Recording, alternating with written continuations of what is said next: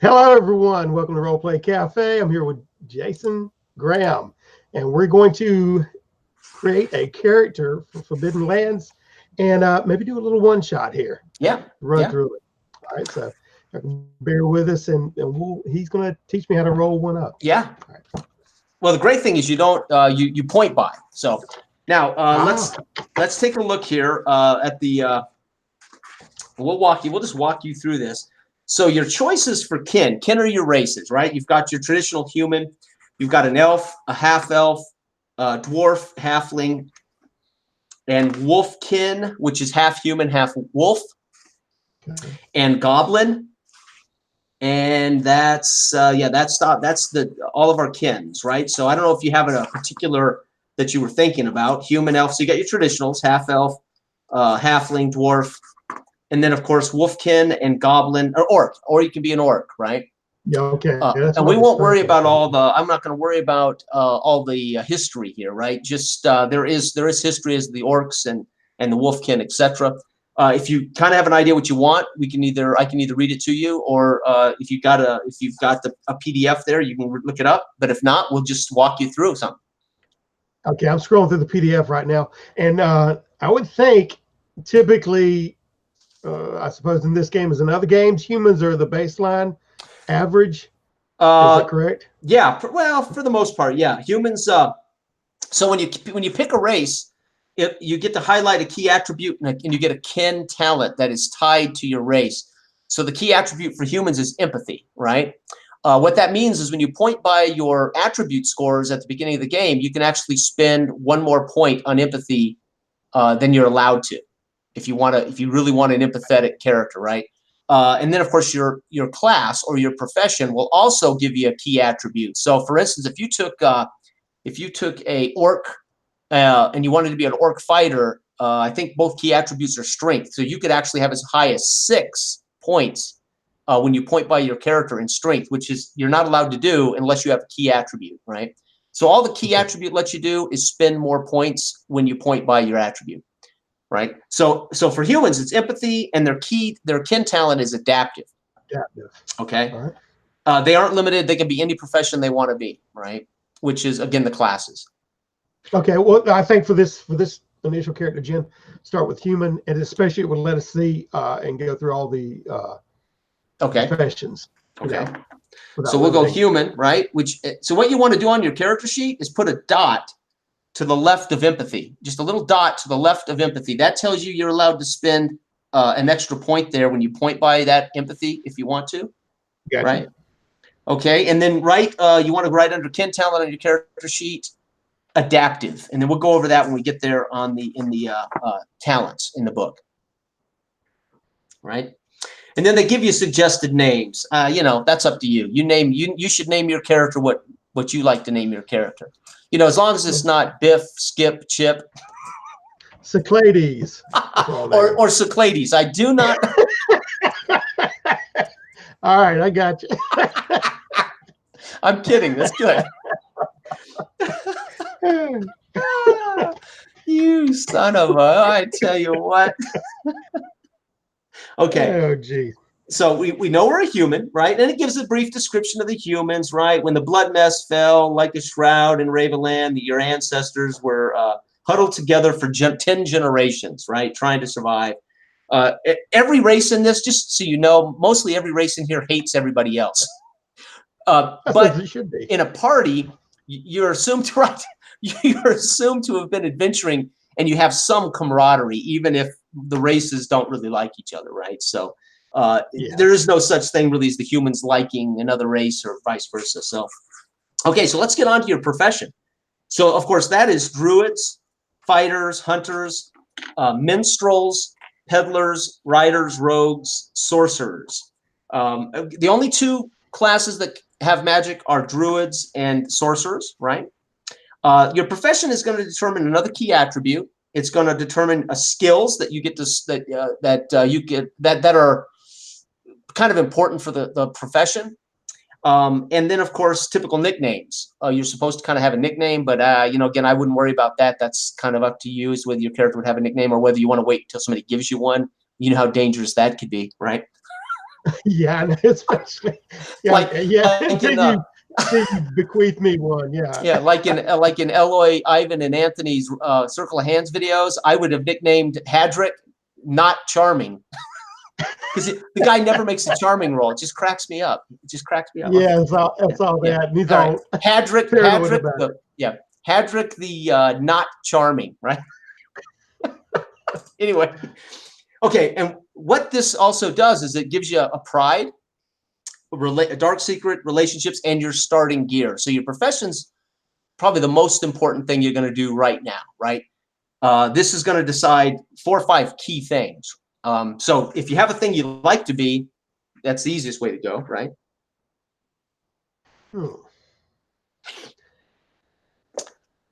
Oh man. Let me scroll through them here real quick. I got a great idea for a druid too, but I don't know if I want to jump into the deep end with the magic yet. Now, magic's actually, it's not too bad, really. You can always have potential mishaps, though, if you blow it. But you're used to playing with Ivan's Lamentation, so magic can be, magic can bite you in the rump, right? Yeah, there you go. A peddler is a profession. Yeah, I guess it is. Yeah, it's pretty nice. That's very cool. Ships. That is what. That is. Oh God, Brian's dwarf in our game. He plays a peddler dwarf. Oh, really? He's the one always bitching about his boots getting muddy.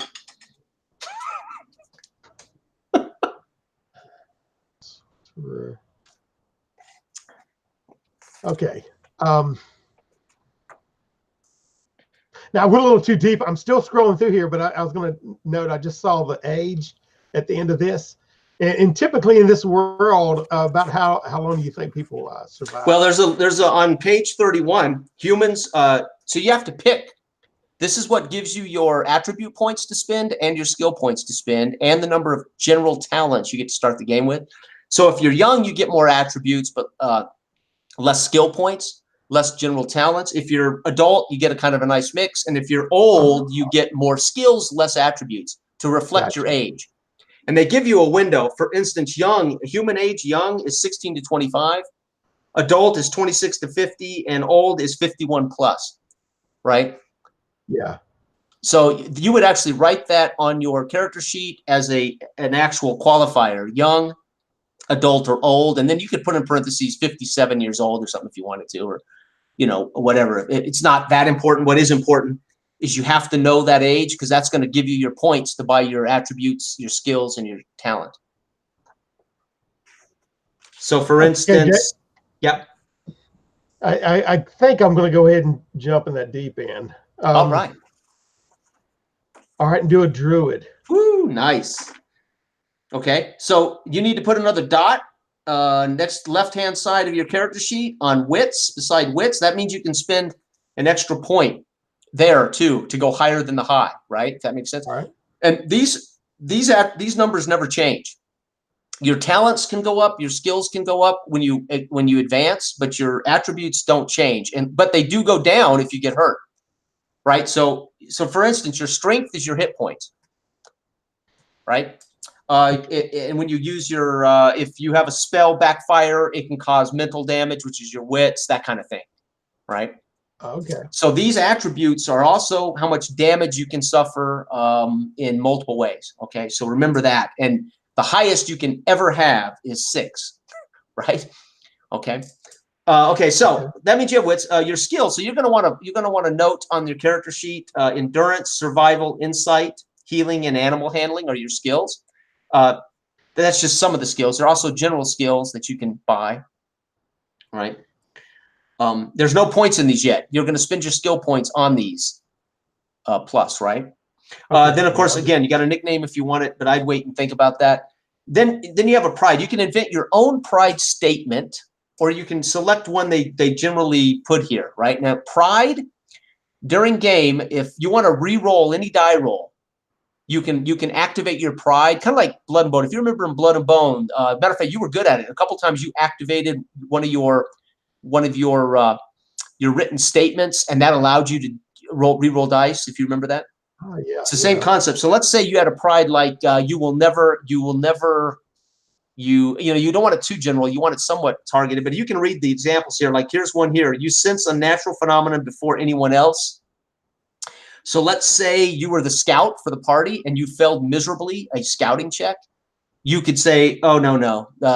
You spot this. You're going to activate your pride, re-roll that roll. If you fail, you lose that pride for the remainder of the session. And you have to erase that from your character sheet. And then you pick a new pride before the next session. Right. So it's a way of getting a free re-roll. Right. Okay. All right. Dark Secret is for background, and it's really for us to toy with. You don't necessarily want to share this with your party mates. You could, it doesn't matter, but I would need to know roughly what it is, because it might cue me to throw things at the party or at you in game that might bring about your dark secret, which makes the story or the narrative become more interesting. Might personally invest you in it. So the dark secret's kind of more a fuel for the fire of story and narrative, right? There's no mechanical advantage of dark secret. It's solely a background statement, right? Okay. And it's usually pretty dark. Like, Now I'll let you know this so you can play off of it too, right, in the story? Yes. And then you might be in a situation where it comes up in play, and then it would affect, it might just could come up in which your character then would be suddenly faced with it, right? Okay, then relationships we only worry about with other party members. So if you have 3 or 4 other party members, you like to have one sentence that tells you what you think of them. Joe is a loudmouth. Joe's character, not Joe, but Phippa is a Scrooge. Joe's always stealing treasure. You would have these are just relationship notes to kind of decide how you feel about your party mates, and those can be changed anytime, right? At the end of a session, you'll reflect on how you feel about Joe's character, and you might decide your character's changing his opinion about Joe, right? Okay. Right. And then, of course, gear. This dictates your gear. So have you written all this down? Right? You there? No? No, I'm actually reading it while you're going through it. Oh, good. Okay, cool. Too. And then your gear. So you can choose here at the bottom of the page, okay, what you're carrying. And now, do you know how old you want to be?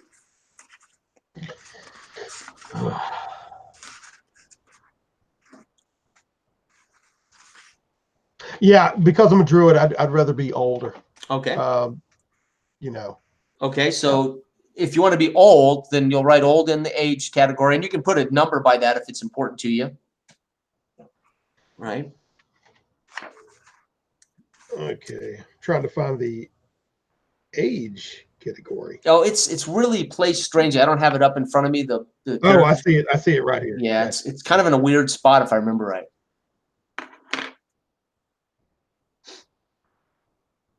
Yeah, center about a third of the way down. Right under Dark Secret and Pride. Yep. And I would think on those, or you can pick one right out of the book if you want.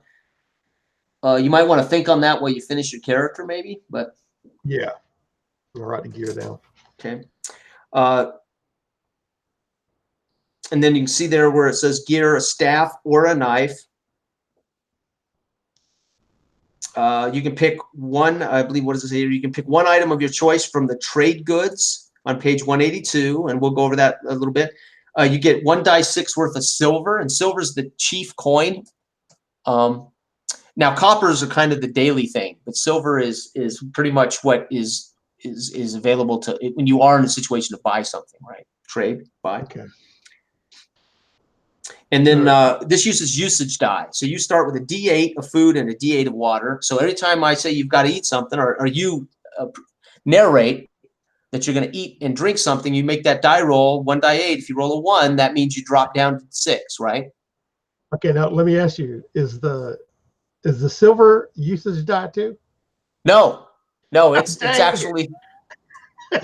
Dang. You know what? It might be. I don't know if it says that. That's a great question. I wonder if that means that. Oh, geez. Oh, no, that couldn't be right, because then you would say, I'm going to buy a suit of armor, and it's 250 silver. You'd roll that die to see if you run out of silver. No, that has to be I'm numbered. casting charm on you right now through this time. But you know, it's a good question. It never crossed my Uh, mind. No, yeah, right. So, do you want me to roll? Because I just rolled. I'll Yeah. let you roll if you roll higher. If you promise to roll, I rolled 2, so 2. So 2 silver. Okay. Yeah. Remember, this is a game of adventure and survival, so you got to earn that treasure, basically, right? Yeah. And then you do start with D8 food and D8 water, right? So, foraging and hunting are a big part of the game for water and food. This is a game that is just straight up built around a hex crawl, and it can be very random. It lets you get going right once you make. I'm loving that. That's taking me back there. That's good.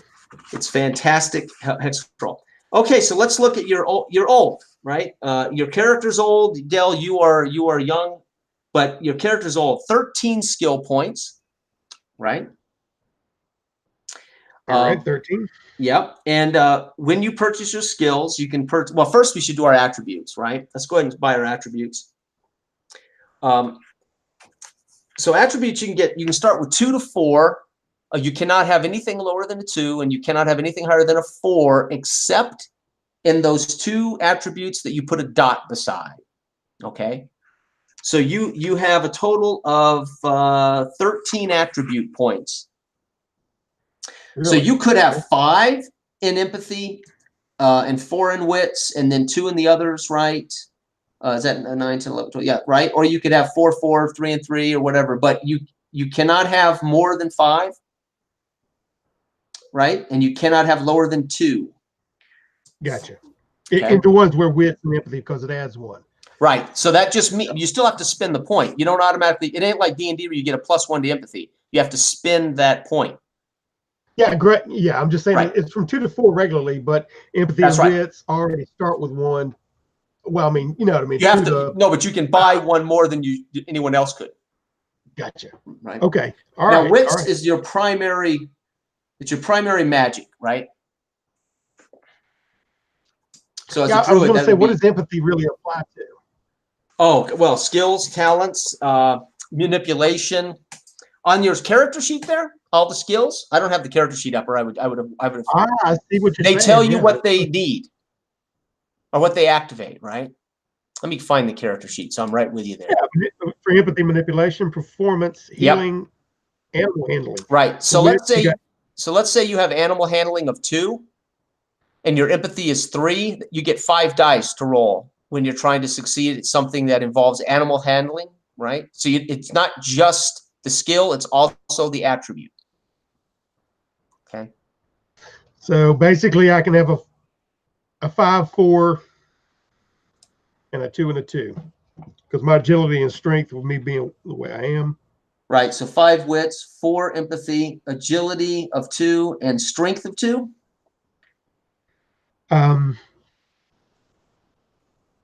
Is that what you're saying? Yeah. Agility and strength of 2. I'm trying to decide on which one I'm going to slap the 5 on as far as what might help me out here. Let's see. And I believe almost all the magic falls under. I'm going to put 5 on empathy. All right. Where is it's 4 on wits? Wits is scouting, survival. Oh, scouting and survival are huge for exploration. Lore, wits, insight.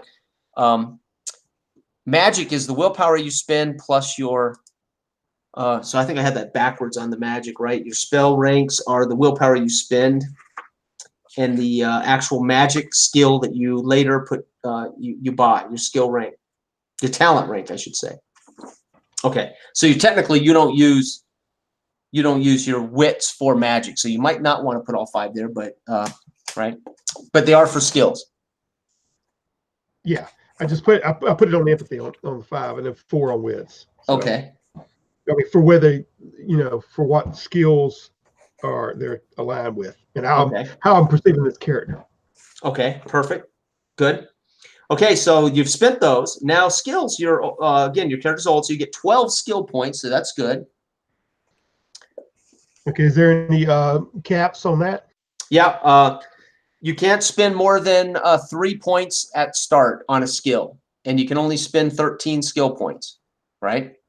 So you can put 1 in 13 skills, or you can put 3 in one skill and 2 in another skill, but you can't have more than 3 in one to start, right?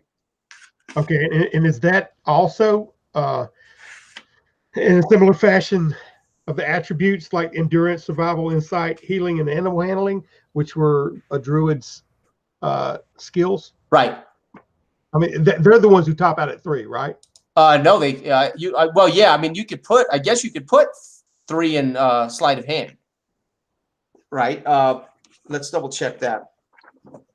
Let's see here. Well, where's my shoot? I'm having trouble finding the. Okay, here we go. On a scale of 0 to 5 for skills, right? No skill when you start can be higher than. I think that said that right. I can't find it. Let me see if I can.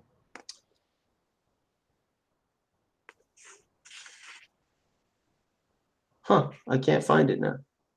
You can assign up to 3 skill points to each of the skills listed for your profession. Correct. So you can have up to 3 for any of those in your profession. So you were right. Yes. So those are those ones that were listed under Druid. I had to double check that. We haven't made characters in months. But if they're not listed with my profession, right. I don't think that means you can't. It's just you can only put 1 in. Yeah, you can put in a single point in any other skill you choose, but you can't put 2 or 3 in a skill that isn't your profession right now. All right, perfect.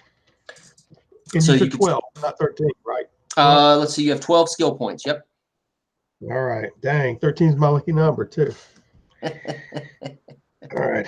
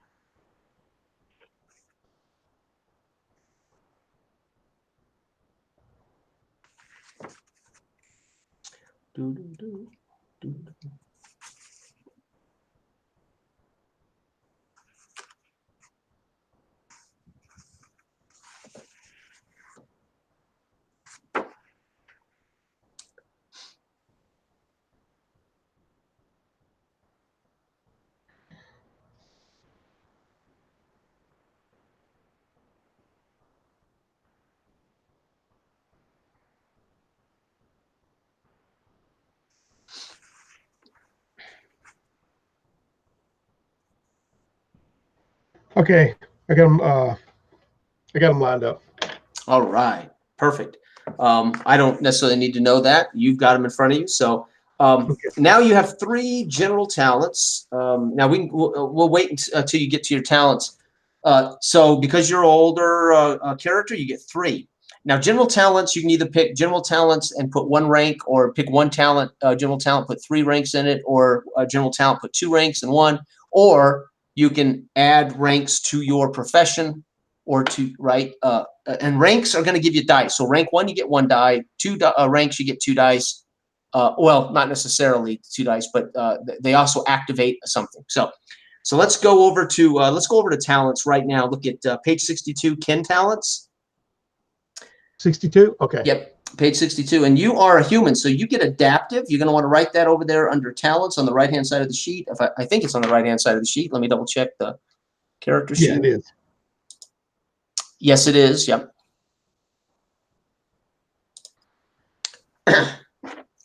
And adaptive, it basically means humans are adaptive. You can spend a willpower point at any time. You're going to have to roll for a skill, and you can pick any skill you want to use that willpower to roll on, even if it's not a skill you have. So it's pretty cool. You can spend a willpower point to do something you don't normally have a point in, right?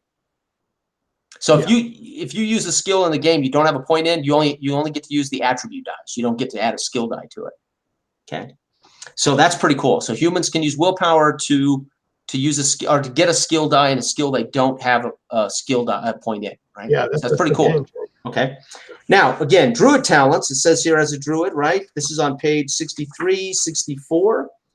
So these are your magic paths. You can choose one path to start, right? The path of healing, the path of shape-shifting, the path of sight.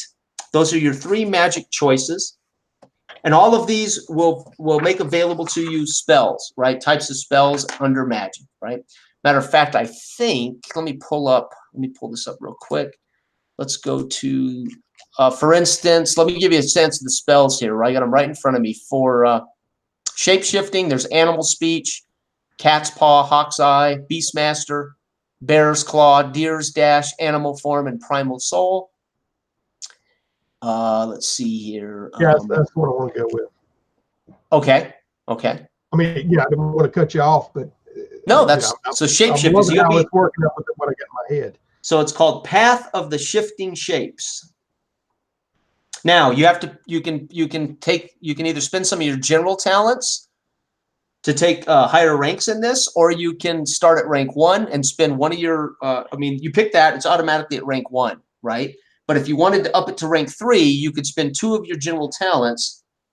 You can forego taking general talents and make this up to a rank 3. Right? I think that's right. I don't think they limit you on that out of the gate. They might actually, though. I should double check that. Again, no one has ever made a magic class yet. Magic is relatively new to us. Where's my talents thing? So I may be wrong on that. Okay. But I think you can spend to make those up to 2.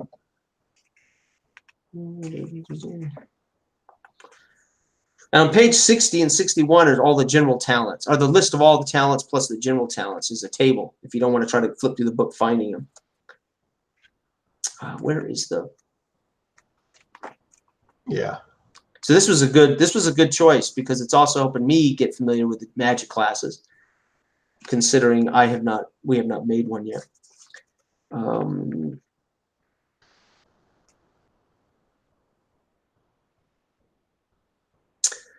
Okay, let's see here. Every talent has 3 ranks. You normally start with 1 in each in the talents, but you can forego a general talent and start the game at 2 rank in another. You can increase your talent levels and learn more about this during the game. Okay, so it looks like you could only increase up to level 2, rank 2. You couldn't go as high as 3 out of the gate, it looks like, unless it says that somewhere else. So at least you're at level 1, path of shape-shifting, so to speak, right? You start at 1. Okay. But you can make that a 2 by throwing out one of your general points. And how many general points do I have again? 3. All right. General's pretty important. And I'll give you a clue. And I know this from our Travels. For instance, Pathfinder is the guy who leads the party when you're trying to move through the hexes. If not, your odds of getting lost can increase, right? There's making camp. That's the if you're good at that, you're good at finding a way to make a camp for the party, and it's in a good spot.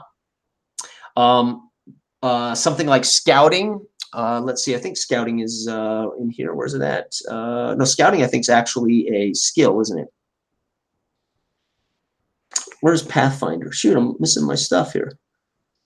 Yeah, there you go. General talents on page 61. Pathfinder's in there.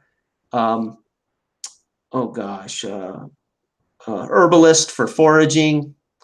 Of course, then there's plenty of combat type talents, sword fighter, spear fighter, things like that. Right? I'm not certain which one helps you with. I can't remember now which one helps you with.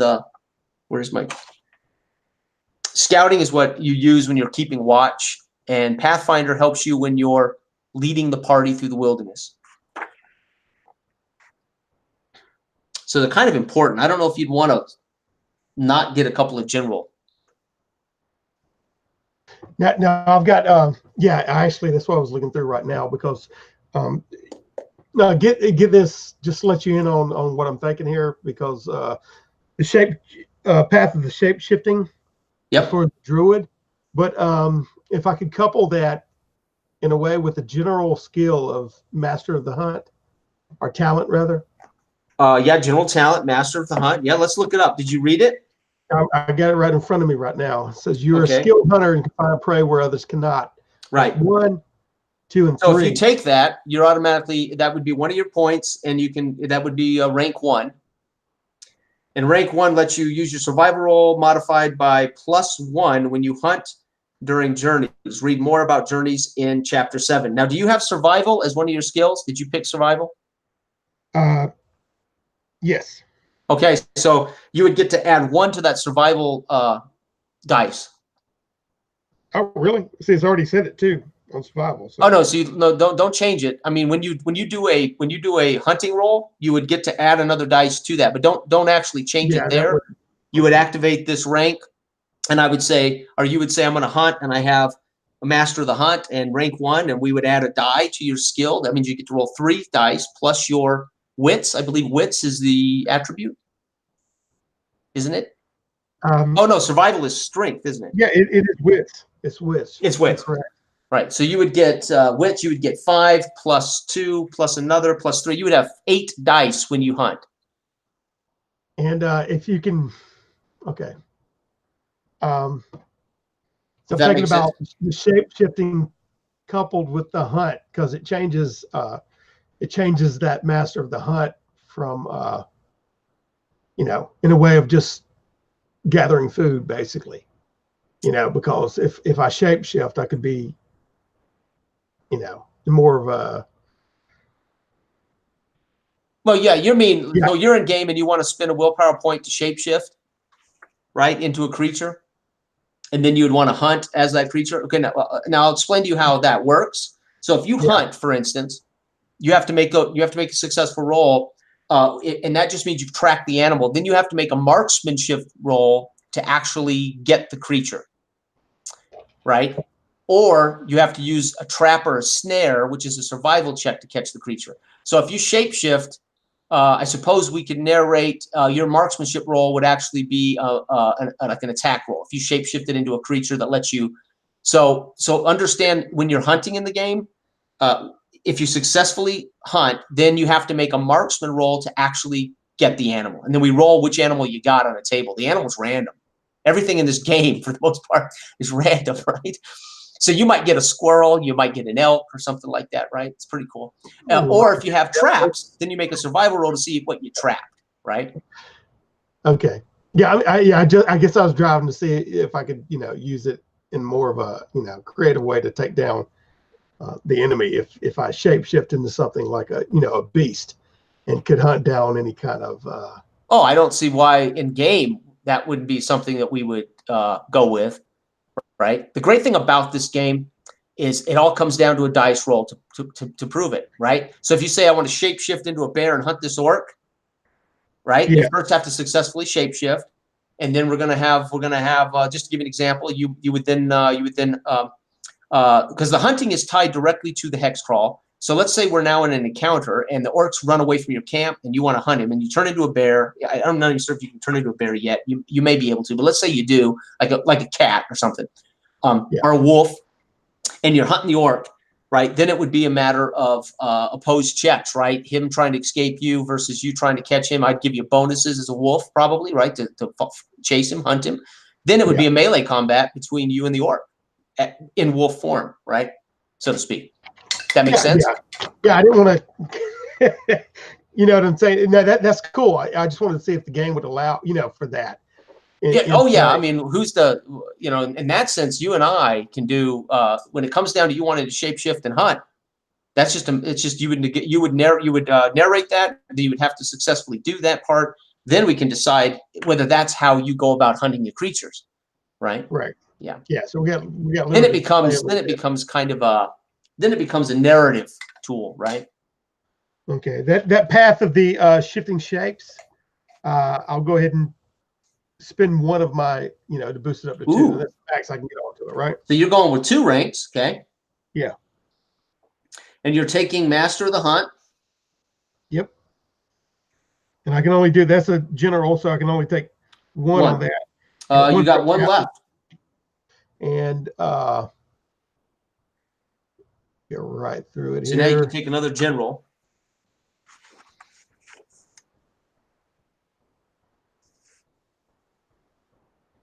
All right, I'll go ahead and do lightning fast. Lightning fast, not just fast, lightning fast. Yeah. Yeah. Nice. Yeah, here's the thunder. After I strike. Let's look that up. What's that look like? Okay. You react with the speed of a snake and usually strike before your opponent. Rank 1, you draw 2 initiative cards instead of 1 during the initiative draw. Now, is this drawing cards kind of like similar to? Yep. Okay. So let's say we get into combat. You're in combat with a couple of whiners. And no, I don't mean modern RPG players that are whining all the time about old school. I mean actual creatures that are in this game. I got you. I don't mean the local kids down the street that are always whining. Yeah, throw on some dice at some of those. When I say whiners, I'm not talking about Ivan and yeah. Right. And what would happen is we draw initiative cards, and you don't have the cards. I'll have them here, but you would get to draw 2. So you would get 2 initiative cards, and you get to keep the best one. I pulled a 3 and a 4 for you. So you would take the 3, and 2 whiners draw cards, and I've got a 9 and a 7. So you would go first in the combat, and that never changes. So for the whole combat, you're third. So if there were 5 or 6 people here, they'd all draw cards. This determines where you're at. I would draw for up to 10. If I don't have enough cards, I have to group the enemies in a group, if that makes sense. So if there were 6 goblins, I would just have them draw 1 card, and they would go in that order, number 4, all 6, right? Gotcha. Right. So it does give you a big advantage. Well, I don't know about big advantage, but it gives you an advantage. You get to draw 2 cards. Yeah. It's either that or executioner. Yeah. Go with that. Right. Okay. So write down on there 2 initiative cards next to lightning fast, so we don't forget what that means, right? Master of the Hunt, you're going to get a +1 to your survival skill roll when you hunt. And again, if you choose to try to change into some creature to do that, then that'll be something that comes up in play, and we narrate how that might look, or I might give you, all I can give you modifiers on. This is another thing that's great about this game. I can only modify your skill. I can't do anything else. I can only give you a bonus to your skill, or I can take something away from your skill. I cannot modify your attributes, and I cannot modify your talent ranks. So let's say you do that. Let's say you successfully change into a wolf, and you want to hunt like that. You automatically get your survival of 1. Let's say I go ahead and say, okay, you're in a wolf form. Wolf is a predator. I'll go ahead and give you a bump to your survival skill roll, and you would add yet another die, right? It would be gaming the system a little bit, but right, something like that. Okay, because you have to also piss away a willpower point and successfully change. Because I mean, you could spend the willpower point and then turn yourself into a frog. Oh God, yeah. So you might not want to add a piece of complexity to the hunt. Come on, man. At least it's got to be a giant frog or something, All right, where are we at? Are we done? Are we finished? Did we finish our character? Hey, man. Are we done? What was that? 30 minutes? Something like that? Yeah. Oh, it's much faster. If I had seen a magic class, we'd have been a little faster there. Yeah. Let me double check. That's not bad at all. So you're going to want to pick your pride statement. You're going to want to pick your dark secret. And then make sure you pick your in the very back of the book. They're called trade tables. And you are allowed to take one item off the general trade table for your inventory. And the trade table, I believe, is on page, where's the trade table? Oh, shoot. Oh, here we go. Is it on 186 or? Yeah, 182 is the trade table, all the way to 183. Those are all trade goods. You're allowed to take one item off that. Oh, actually, it goes all the way to 180. Yeah, it goes down a ways. Yeah, it goes all the way to 186. You're right. Right. And then you're going to want to write down your weapon, your staff or knife, whatever you took. I got a staff. Okay. I know I'm not doing a great job explaining it, but No, you're doing fine, man. I'm just I get quiet while I'm reading. Oh, that's okay. And scroll through it. Where's our staff? Dang, you get a copper. I mean, a cauldron. Interesting. Yeah, there's crafting in this game. So let's say you want to craft, and you have a cauldron. That'll give you a bonus die as a gear. Anytime you have the right gear, you get a bonus die. Ah, that's nice. It's very cool, right? So if you want to climb, for instance, and you have a rope, that gives you a bonus die. But if you're climbing without a rope, right? Pretty cool. The gear bonus, Master of the Hunt knife. As far as a talent, it says gear bonus +1, the hunting during journeys.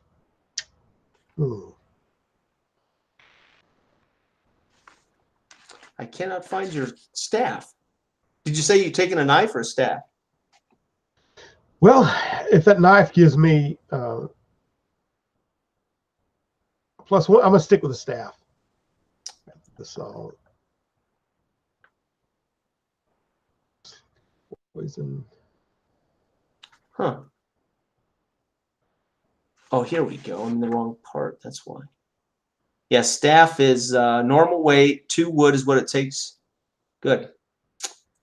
So you can craft up like raw materials for a horn, 1 wood and 1 animal horn. Yeah, if you have crafting, it's easier. Obviously, if you don't, what's cool though, if you had willpower as a human and you wanted to craft this new staff, as long as you have wood and you take a quarter day during camp to do it, you could take a willpower and give yourself 1 point in crafting, make a roll, and boom, bingo, you've made yourself a staff. So you might be wiser to take a knife and then later craft yourself a staff. Yeah, because I don't see staff on here. On the list. It's on page 188 under melee weapons. Oh, gotcha. 88. Yep, you're right. And a knife is a knife should be here somewhere too. Yeah, knife is as well. Yeah, the problem with it, let me see, maybe you can. Let me double check that staff. Yeah, you don't need a forge. Matter of fact, you don't need the talent or the tools to make a staff. Basically, you just break a limb off a tree and shave off the pieces, and you're Gandalf, brother. You're walking around with an old stick. There you go. All right.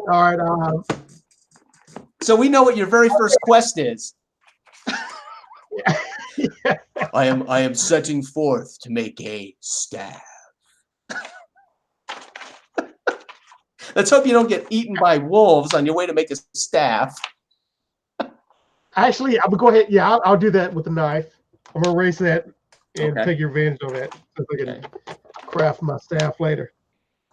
And to the audience, anybody out there who watches this, if I'm yelling, I've already explained to Dell, with these noise-canceling earphones, I tend to yell. So sorry. They're loud and proud, man. All right. So did you look at the trade goods list? Did you take a cauldron? Is that what you were saying? You gotta wear it on your head like armor?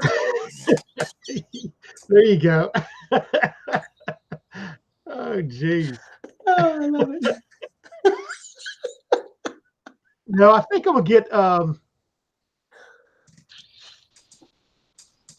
sleeping fur. It's gonna complete the look. Okay, sleeping fur. Yeah.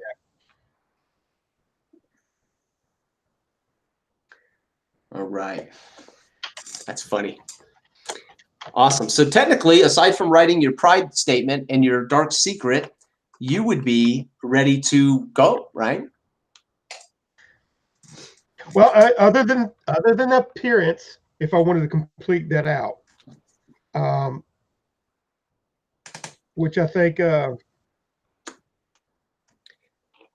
can hold that off until we're in game. Oh, appearance?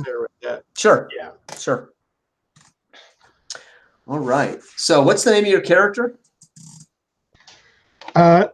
Cyclades. Oh, man. How do I spell that? Actually, never mind. I'm going to have to spell it phonetically.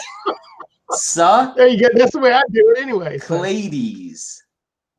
Cyclades. Okay. Cyclades. Okay. Okay. Cyclades. Cyclades. I got to say it 7 times, and even then, I'll get it wrong. Cyclades. Now, what is your nickname? Do you want us to have a nickname? Oh, man. Yeah, that's kind of critical to.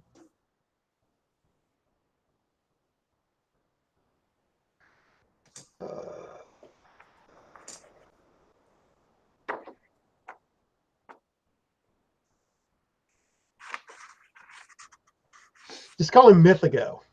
Mythigo? Yeah. Mythigo. All right. Now, you're also your reputation score. It's there on, I think, the top right of the sheet, maybe. Again, I don't have that right in front of me.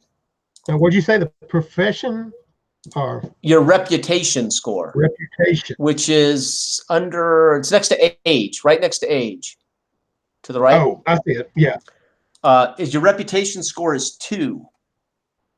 So that can impact some manipulation rolls. It can impact when you enter a village, whether people, when and if people hear your name, we make a reputation check to see if anybody recognizes you. All right. So that can grow, of course, based on your dastardly deeds or your good deeds, right? As your character progresses, he'll gain reputation. And reputation can be gained from murdering people or saving people, or right. Now, is this a negative and a positive thing? I mean, as far as like no. Your reputation will just grow. I determine why they recognize your name.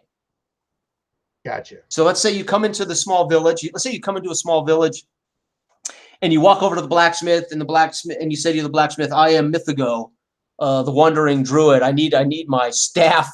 I want to put a copper top on my staff. Here's 2 coppers." And he hears Mythigo, and I make a roll, and he just looks at you, shrugs, doesn't appear to care. Now that doesn't mean he doesn't recognize you, but most likely, if he recognized you, I would say Mythigo. Oh, I've heard of it. That doesn't mean you'll know whether they like you or hate you, right? But it'll be based on what you've been doing in the game. So if they recognize your name and you just spent time murdering innocent people down the road, most likely they're going to know you from. Now they may like you for that reason. So it's just my renown, but it's just your renown. But I determine what people think of you. So they might love you because you just murdered their enemies down the street. Right? They don't necessarily dislike you just because you did. They might turn out they were the Hatfields and McCoys, and they think you've done them a great deed. Right? Okay. So reputation starting is 2.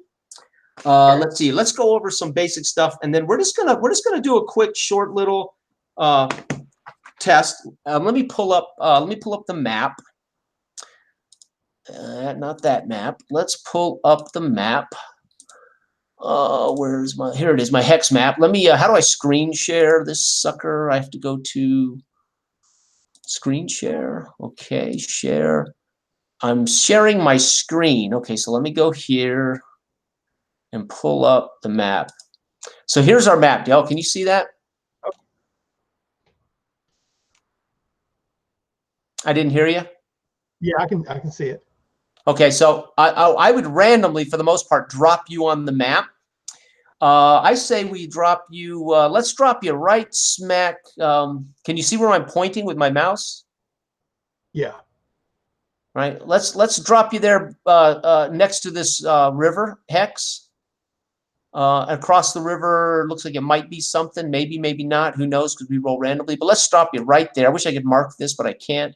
So you're 2 hexes below Lake Clay, it looks like. I can't quite read that on my computer. Lake Clay, right? Along the river something. And I can't read this on my computer. It's not a great map, but, right? And that's where we're going to drop you. And we will say, and I will quickly, how do I stop screen, stop sharing? Okay, there we go. Okay. And I will grab a quick NPC out of the book, and we'll say you are traveling with I'm just going to use an NPC. I'm not going to make a whole character for this. Well, let's say you're traveling with a, let me double check. Hunter, priest, trader. Who would you be traveling? Let's start right now. Let's have you tell us who would you most likely be traveling with and why. And I'll pick an NPC to put beside you here, sir. Tell me your story. What are you doing out here? Right now, again, you don't know much about the world. I guess I should go over this. So, this is post Blood Mist. The Blood Mist had oppressed this world for 300 years. It was too dangerous for people to actually explore and adventure and get too far away from their home villages. Humans and other races had to huddle at night to protect themselves, and that's kind of what's happened. Civilizations, villages, cities have for 300 years been really unable to travel and certainly stay out past dark. After dark, it was incredibly dangerous. People died. Well, in the recent decades, this blood mist disappeared. It just vanished. Nobody knows why. And so people have now taken to the roads. They've taken to adventuring. This is a survival and exploration game. And so you tell me where you came from, and why you're in this spot right here next to the river and who's with you and why. And then we'll kind of play, right? We'll kind of start our random hex crawl. This is your game. This is your baby, man. Okay. I am actually maybe throw you a little curveball with this. The NPC, I mean the other PC I'm with. Yeah. There's an ulterior motive that I'm with him, and he's a hunter. Okay. Right? I don't want him to know my full reason for being with him. Okay. But I'm the druid from a circle that is, the Southern Forest, whatever that forest's name was. Okay. And we've been traveling up there. Okay. But essentially, I'm going along with him because they encroach upon and come in that forest to kill the wildlife and the hunter does. You're saying the hunter is a bad guy? Yeah, and his. So he's illegally hunting? Well, as far as from his perspective, probably not so. But as far as my perspective, into my woods and taking, you know what I mean, he's stepped over certain lines. So I'm with him, and I'll be trying to find out or trying to go along and disrupt his base of operations, which there's several hunters that come in. You see what I'm saying? Okay. Maybe it's the king hunters, maybe it's, I don't know yet. Right. So I'm kind of just tagging along under a guise of wondering. We joined up together at some point and met in the woods. I'm going with him. Okay. So let's say you've been with him a couple of days. You just bumped into him in the woods as an old hunter out doing the same thing. Right. So that's kind of where we'll start. You've been with him for a couple of days and under the guise that you want to find out where he resides, basically, where he might. Yeah. Okay. Now, it's going to be a little weird because whether we go back to his camp or not, what's unusual about me is I'll wear a wooden mask over my face. Okay. Like carved out from bark. Okay. And I'll go along with him, but it's under the he is more taking. I'm going along trying to get back to town, but I'm telling him that my face is disfigured somewhat, and I had my guys through that. Are you telling me you're a rust brother? The Rust brothers hide their scarred faces. Perfect. So he thinks you're like a retired Rust brother? The Rust brothers are the Rust brothers are a clan that likes to hunt certain the Raven folk. They are a priesthood that is pretty vigilant about hunting the Raven, the people who believe in the Raven god, and they can be pretty terrifying. So I'll do that like an old Rust brother, and it's also in a way of like camouflage or whatever, however he may perceive it. okay, You know, I am to me, from my point of view, is to evoke the spirits of the earth and whatnot. You know what I mean? okay. Sure. Have that come out of me. Right. So this is something you would wear. You would be wearing this whether you were with him or not. So it's not to disguise yourself Correct. from him. It's what your character believes in. Yes, Okay. but that's just a series of circumstances that what he believes and what I've played myself off as, Right. and I've seen this opening, and we've been traveling together since then. Okay. So he believes that you have somehow been kicked out of the Rust brothers, and that you're so disfigured that you, which is why the Rust brothers supposedly cover. Not all Rust brothers cover their face, but the higher ups do, because they have disfigured faces, right? Okay. Yeah, maybe it was attacked by an animal or whatever from his reason. So he's probably going to be leery. So let's test this. Let's see if this is real. Okay. Let's make a roll. Oh, sweet. Let's make let's make a manipulation roll. Now this will not be now normally if you fail a manipulation roll, it leads to combat. This is not the situation. You've been traveling together. Let's say it's camp. Let's say we're at camp and you're around the campfire. Normally we won't role play quite like this for those who are watching, but this is to get us set up going here. So we're at camp, and this hunter named let's say Rex Wrex Rexler. He is a human, or a alderman, or alder. Let's see, they're the later, which are humans that came here a long time ago. And you've been with him along this river for the last day or so, hunting. And tonight, after he's heard your story and he's been with you a couple of days, tonight he decides he's comfortable enough with you that he wants to hear this story, which you've now told me. But for him to believe it, let's see if you can pull a manipulation roll. So you don't have manipulation as a skill, I don't believe, right? So let's go down here to manipulation. Where is my character sheet? Well, actually, I do have manipulation as a skill. Oh, you do? Fantastic. So manipulation. So you would add those two dice. I can't find it. So empathy. So that's 4 plus your dice. How many skill points do you have in that? Skill points. I just got one on manipulation. Yeah. Okay. And I'm going to give you. Another one. I'm going to add. Go ahead. It's got 5 in empathy. Yeah, I put 5 in and 4 in wits. Is what. So you'll have 5. So pick 5 of the same color dice. All right. This is called your base dice. This is your attributes dice. 5. There, you will always have base dice, even if you don't have a skill or a weapon or gear. You'll always get an attribute, whatever your attribute is. So empathy's 5. So you get 5 of white dice or whatever color you got there. All right. Okay. Now manipulation. I'm going to give you a bonus to this skill because you're wearing a mask, and part of what he's realizing is he's traveling with a Rust brother, and if he's heard stories about the Rust brothers, he's seen the torture, he's seen the things Rust brothers have done, and so he's a little intimidated. So I'm going to give you another manipulation dice. So you're going to get 2 manipulation dice. Pick a different color for this. All right. This is very, by the way, right? Yeah. Okay. Good. Okay. And then gear. I'll give you for the mask. I'll give you a gear die. So you'll get a bonus die for the mask itself. Okay, and that'll be a 3rd color. There you go, sir. So you have 8 dice to roll against his wits. Let me pull up his NPC. He's a hunter. You just told me he's a hunter, so I'm going to go right to the NPC's hunter.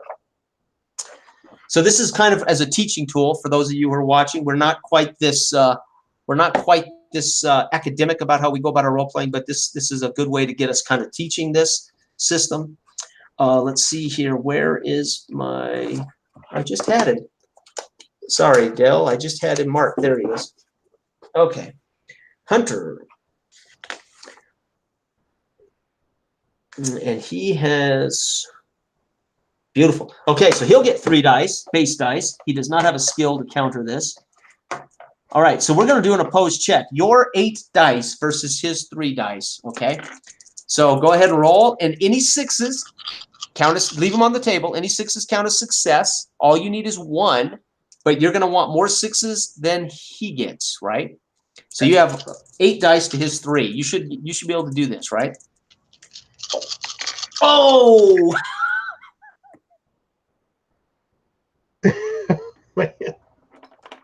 Oh, don't tell me you rolled 3. I got 2 6s. Oh my God, Bo. I got 1 6 and 2 5s. It was... Okay, this, all that matters are the 6s and the 1s. So leave them down. Don't pick them up. Yeah. Now here's here's an 2 1s. example of where you could push. Right? You could actually push, and then you would narrate how maybe vehement you are about the truth of this story you've told him. Right? So right now you have failed to convince him. And after a day or so on the road with you and finally warming up to you and watching you and talking to you, he's not convinced he would win this, right? So how many 1s do you have? We got 2 1s. Now, what are they in? What color dice? Oh, one of them's white and one of them's black, which is black for skill. So the skill doesn't matter. Just push it out of the way. The skill doesn't hurt you. But the 1 is in white, which is your base. That's your empathy. So if you were to push, you have to leave that die down and leave down your 6. What's your 6 in? What color? 6 is actually in the last one. The gear die? Yeah, gear dice. Okay. So now that you would have to re-roll. So if you chose to push, you have to re-roll the gear die. Now here's the thing about pushing, right? It can't hurt you. I mean, it can hurt you if you roll 1s from here on out. But right now, your empathy would take a wound if you fail. If you re-roll and fail all those dice, right? And plus any ones you get. Plus any ones you get. Yeah, but at most I could just tie with him. Oh no, you have 8 dice. You have to leave the 1 down, but you pick up the other 7 dice. Oh, okay, I got you. Okay, I thought you was just saying I could just re-roll those. Yeah, you cannot re-roll the 1, right? Yeah, but you can re-roll. You can push. So now tell me, you want to try it?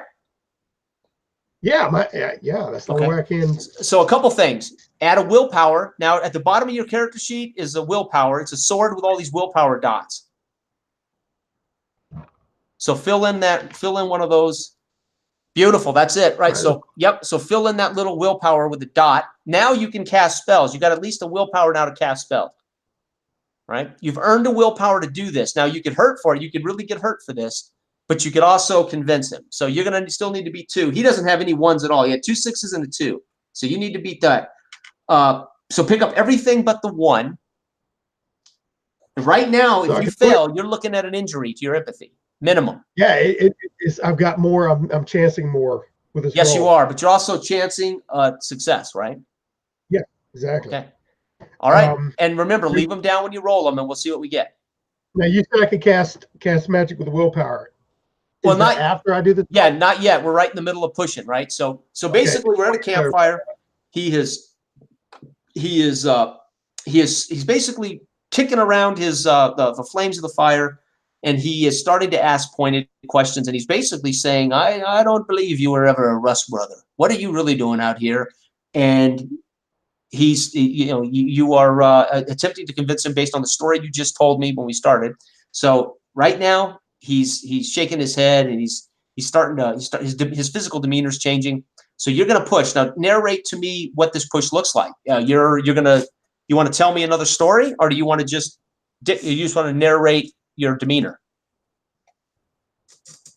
I'm going to stand up from the log I was sitting on at the fire, and walk around. And he does have a horse, right? A steed. No, you guys are on foot. All right. All right. Well, that changes things. Now, these Rust brothers, according to, they were vicious. Well, they are a religious order, and they like to go around the country collecting what are called restless dead, which are people who have died that are harmless, but they collect them up and they make them into servants and soldiers. And they also have hate the Raven Order, the people who follow the god of the Raven Witch or something. Raven, I can't remember exactly offhand. And they'll torture these people. They'll torture and execute ravens. So they can be these zealots. They can be religious zealots. Okay, I got you. Okay, well, I stand when I see his hesitation. I'll stand up and, behind the flames. I'm assuming he's sitting right across from me. Sure. The campfire is in the middle. It's night, and I stand up to be imposing. I say, "You doubt me? You have not seen what I have seen. You have not seen the undead, what I've brought back, what I've made into soldiers, into men-at-arms. You have not faced the Raven, the cult that I have faced. And you doubt me?" And I take 2 steps toward him and kind of loom over a little bit, and shake kind of over the flames a little bit, and I'll roll. All right. Okay, I got 3 6s. Okay. So that means you don't suffer the empathy damage, and you succeeded. Sit, Mythgo. I can't. She did it again. Mythigo. Bill. Mythigo. Where did I put your character sheet? Mythigo. He basically stays seated, and he kind of ducks his head. I meant no harm. Sit, Mythigo. Sit, Mythigo. It's just your demeanor. Your demeanor the last few days has been counter to what I would think a Rust brother would be. Sit. I have no harm. Have some more rations. Have some more food. I've been solid, drawn inside myself, contemplating things that you could not even begin to query upon. Can you turn your volume up just a bit? Yeah, maybe I can. So I think because you only you have control of volume. I think somewhere in there it's. Now, did any of that make sense to you? What we just did? Yeah. That's good. Settings. There it is. Okay. So this quarter of the day, we'll say this is so the game on the hex crawl. You've earned a willpower point. So now, again, you could use that willpower point to craft the staff, right? Try to craft a staff. You could use that willpower point later to use a magic, right? Or for something else. So again, you have a willpower. You have a willpower point. So the good thing about pushing, there's always a potential danger, but at least you're now starting to collect some willpower points, which you have to have at least 1 willpower point to cast anything. Can't use magic without it. Okay, so now you at least you've earned a willpower point here, okay? And that was a legitimate scenario, right? This is legitimate narrating. We set this up. I let you set this plot up, drive this plot. But he's got to be convinced, right? And so we've done that. Perfect. Now, so the game when we're on the map is broken into quarter days, right? Morning, day, evening, and night. And we're at night, right? We're at evening right now.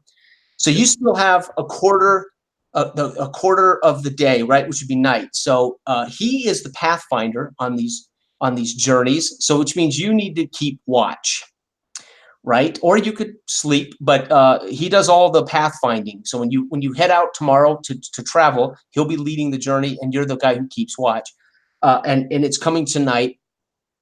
And the great thing is you can take quarters of the day for all kinds of things. It takes a quarter of a day to craft something, quarter of a day to sleep, quarter of a day to travel, to hunt, to forage. So the great thing is you've got four turns in a day. That's how that works. Does that make sense?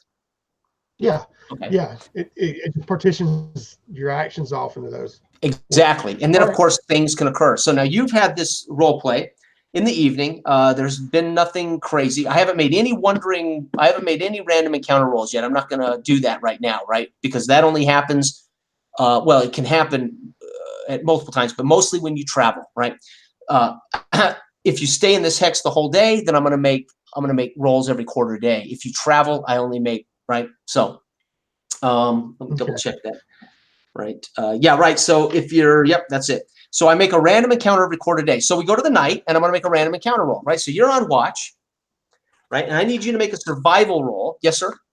Okay. Well, I want to say just for flavor, he's gonna have a little bit of trouble falling asleep as I'm going to sit here and he's gonna see my eyes slanted at him in the fire. I'm going to use my willpower point to if I find a large enough stick, I'll take my knife and I'll be whittling it down into a staff. Okay. As I'm sitting there with the fire, and he's gonna feel that distrust, so he won't question me again as he's laying there trying to get some sleep. Okay. I'll take first one. Okay. So now you're going to take that willpower point and you're going to use craft to craft. So what you have no craft skill, correct? I have 0 crafting. No, wait a minute. No. I got 1. I chose it for the. Okay, so you got craft. 1 plus your strength. Yeah. Okay, strength is 2, and then the 1. All right. So you got 3 dice, correct? Yep, that's it. So the willpower point buys you. So you don't have to spend the willpower point because you have crafting. You don't have to spend the willpower point. So the willpower point would have been my adaptive. Is that correct? Yeah, but you would have used it for a skill you don't have. Yeah, correct. That's what I'm saying. As far as a human, I could have used it if I didn't have the skill. But yeah. But you actually have the skill. So you're going to get your strength and your skill. Thank you. Skill plus a gear die. You're using a knife, right? I'll give you a die for your knife, the use of tool, right? Okay, this will be my gear dice, skill dice, and the 2 other, just for beautiful. All you need is a 6. Oh man, so close. Couple of 5s. Didn't do it. Any 1s? 1. In what? Yeah. It was the black die, which was the gear die. So you broke. So basically, if you wanted to push and you rolled and failed, you would break your knife. But I wouldn't push this quarter day. I would just throw the stick on the fire. That's more for yeah, I was just trying to. Now, just for a question, I couldn't. As far as me being adaptive, that's not a situation where I could have added a dice onto a skill to boost it. Is that? No, adaptive is literally meant that humans are capable of adapting to what they aren't normally doing, right? Yeah. So it wouldn't be in the heart of what makes a human special, right? Is able to do something he normally doesn't do well. So since you already are skilled in it, you've been practicing. I'm not trying to adapt. I'm just utilizing the skills I have. Right. Yeah. So ultimately now we could do a fell forward here. I could say you have one, you failed. I could actually fell forward. We could fell forward here and say, okay, you created your staff, but you broke your knife. But I wouldn't want to do that to you unless you wanted to fell forward and say, I made my staff, but I broke my knife. So we could fell forward and still make the staff. Okay. And then, all right. I've erased the willpower. Is that correct? No, you didn't need to use it. This is a quarter day. So in the evening, you chose to do this on your time. Yeah. You only need to use the willpower if you're doing something you didn't have your adaptive skill, right? Gotcha. Okay. Now the knife, you don't have to throw it away. Even if you break it, you can have it repaired, or you can spend time repairing a knife if you have the tools and the ability. So just because it's broken doesn't mean it's trash, right? It can be fixed. Or you can choose to just say that it's a rotten piece of wood. You end up pitching it on the fire. It's not going to make a good staff. It's up to you how you want to do this and keep your knife. No, it'll be mainly for effect as he's passing out. Just to, calm my anger down. Gotcha. So basically, you're doing it so hard you break the staff. Yeah. It's like you're whittling so hard you snap it in two. Yeah, snap it over my knee when it gets, I just like chunking in there. Yeah, he kind of he grunts and he rolls over and he pulls his fur blanket up over his head and faces away from you.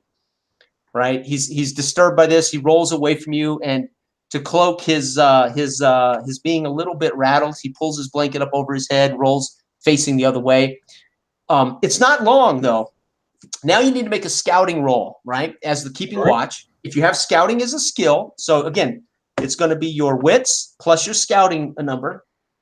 Wits is 4, correct? That's correct. Okay. And I do not have scouting.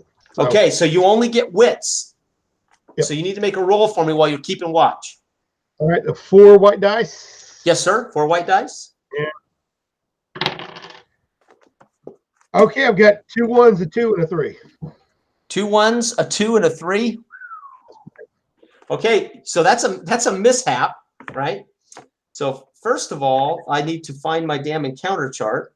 So what I'm doing is I'm rolling an encounter, right, for the night, quarter of the night. If you succeed at a scouting roll, it usually gives you a heads up that something's coming. You failed at your scouting roll. Not only did you fail, but you're probably going to suffer a mishap. I'm not certain if I can't remember if it has a mishap for keeping watch. I don't think it does. I think you're just surprised if something sneaks up on you. But yes, I'm surprised with the possibility of a critical fail, basically. Keeping watch, I don't believe there's a mishap for this. Nope. Right, so you don't have to worry about poking yourself in the eye or something, right? Okay, so let's see if something's coming. You were, by the way, you were in a hex with forest and river, but it looks like right now we've just got forest. I rolled a 41 on page. You don't need to look this up because this is for the GM's eyes only, but I'm just sharing this with our audience and what's happening, kind of teaching this. So it's not the most fun for you, Del, I know, because we're not really doing this thing. But no, this is awesome. 1. So I rolled a 41, which is 1. Encounter number 1. Ooh. I'll say it. All right, you ready? You need a drum roll for this? Oh my God. The problem is my eyes are so bad, man. I need to get real glasses. These are readers. Yeah, you should be over 40, man. It all happens almost imperceptibly. At first, all the sounds die down, and the only thing that can be heard is your own small talk. Now you're talking to yourself, or you're hearing all of a sudden the animals of the forest quit and the noises stop. Then you get the feeling that the hair on your back of your neck rises up, as if the air is filled with some strange energy. Finally, you see it, the crimson mist showing a slowly floating above the ground towards you, the blood mist. This is the stuff that oppressed the country for 300 years. Jeez, I just had to run into that straight off. Oh my God. Okay. Now the rest of this I read to myself, right? This is kind of like, it's like a random module, right? In a way. Okay. Ooh. So it is floating upon your camp, right? Wow. It comes from every direction as it encircles your camp, right? Ooh. Okay, and it's slowly closing in. This mist is slowly closing in on your camp, your fire, both of you. I've got a question here. When we camped, yes, I'm assuming we camped by the river, right? Well, yeah. Well, he would have made camp. So if this had been an actual hex crawl, he would have rolled make camp, or you would have rolled make camp, and that would have helped you find the perfect camp spot. We just started in media res. We just dropped you on your head right here. I'm assuming there'd be water. I mean, why wouldn't you want to be near water? Yeah. You put a spot of water in that hex, so that's where I was assuming that. Yeah. So there's probably a stream or that river there, not far from you, right? Yeah, and it's closing in. So you'll need to make move check to avoid this thing touching you. Meanwhile, he's asleep. All right. And you do know from the lore and the legends. What's that? What my moves are. Of course, well, you can just try to avoid it touching you as it closes in. Yeah, I mean, you're going to have to narrate how you're dodging this mist. Either way, your adventure. Exactly. Yeah, you're going to have to make a move roll each round to escape the mist. Right? Ooh. Okay. So move now is a skill, but if you don't have it, you're just going to get to use your agility. All right. Well, the thing is, I've got one willpower right now. Mm-hmm. Let me see here. I want to see. Now, are you gonna? Well, that's none of my business. Go ahead. You're gonna use your willpower for what? Okay. Now the shape change. I'm trying to pull up this real quick here. Okay. Yeah. Magic. Yep. Okay, because I've got the 1 willpower. Mm-hmm. And all right. Trying to find the page that the magic path of the is shape. on chapter 6. Magic is right here. Magic is page 116. And you're looking for shape-shifting magic, which is on page 125. Shape-shift, oh man, I'm not certain you have enough willpower points, right? I don't even know where is shape-shift here. Animal form is 3 willpower points. So you can only cast 1 ahead of what you have. So you're not allowed to cast 2 spots ahead. So you can't yet shape-shift until you have enough willpower. Or actually ranks. This is ranks. So you could cast a rank ahead, which would be 1. Yeah, because I've got a path of shape shifting is 2 on my ranks. Oh, right so now. you could do this, but you need that. So that willpower point. Yeah. So I think you have to spend 2 willpower point to go up a rank. Let me double check. Again, I've never done magic in the stuff I've run. So hang on. This is perfect. Hey, if we pull off some magic here, that'd be an awesome example of it. Okay, so you just need to spend a willpower point. However, you need to hope for overcharging is what it amounts to. You need to get multiple successes, right? Now, let's see. Where is shape-shifting? Animal form. Its immediate ingredient is a claw or a tooth. Let's make an assumption you're carrying a claw or a tooth around, right?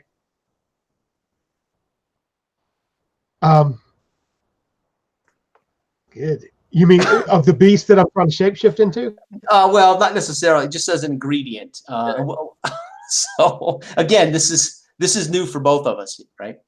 Now I'm gonna tell you what. I'm not gonna assume that, but I'm gonna take that knife, and as it's closing in, and I will stick it in my mouth and pop out a tooth. Your own tooth? Let the scream wake him up. Yeah. You are. They should have. Your nickname should be the Toothless. No, but see, I mean, if this is the situation here, and he's laying there asleep, and as far as this mist coming in, and I know right by the river, we've allowed that we're camping by the river for water and fish, you know. And if this mist is coming in, right, I know what I got, and it's billowing in even over the water. He's laying there, and I've been chipping away at this thing, and I break it and throw it in there, and all of a sudden my hair raises up on the back of my neck. And I look around, and then takes my eyes a second to adjust and see this mist coming in. And if I have a second, yeah, I want to break it off. Okay. I'm saying it because I'm old and my teeth are probably already late. Yeah, through the hollow of my knife, and I'll break it off. Okay. Okay, so you're gonna get to roll your ranks. So again, you get to roll 2 dice for your rank. Right? Yeah. I got 2 dice for the rank, and this is to successfully change, right? Now understand, you can only change into a creature with a strength equal or lower than yours, right? Your power level. Your power level is going to be 2. Actually, your power level is your willpower that you spent. So you spent 1. So that means you could turn into a cat, a raven, a snake, or a scorpion. At least on this list. Okay. If you want to change into something, go ahead. If you want to change into something else that we could debate its strength, right? Now, if you had more willpower points, you would be able to do more, right? But right now, you only have the 1 willpower point. If I have to, all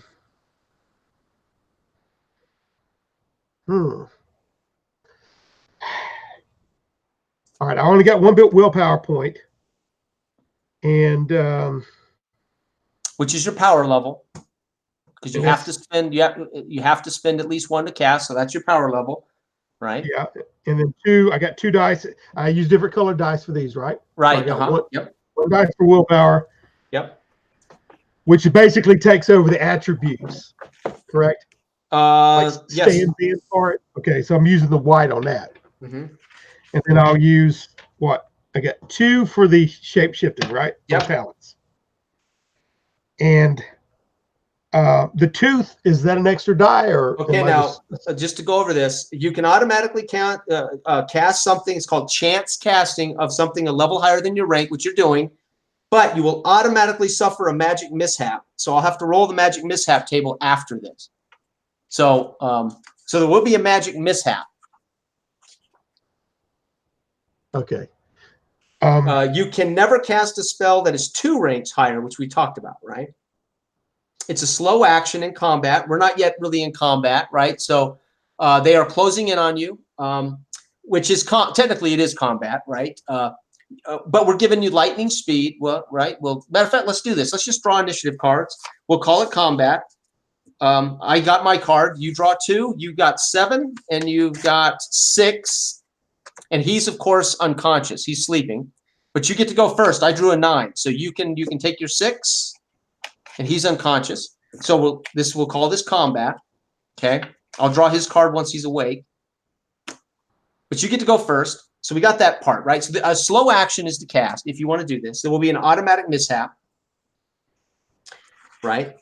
Which I won't roll until you cast, right? Gotcha.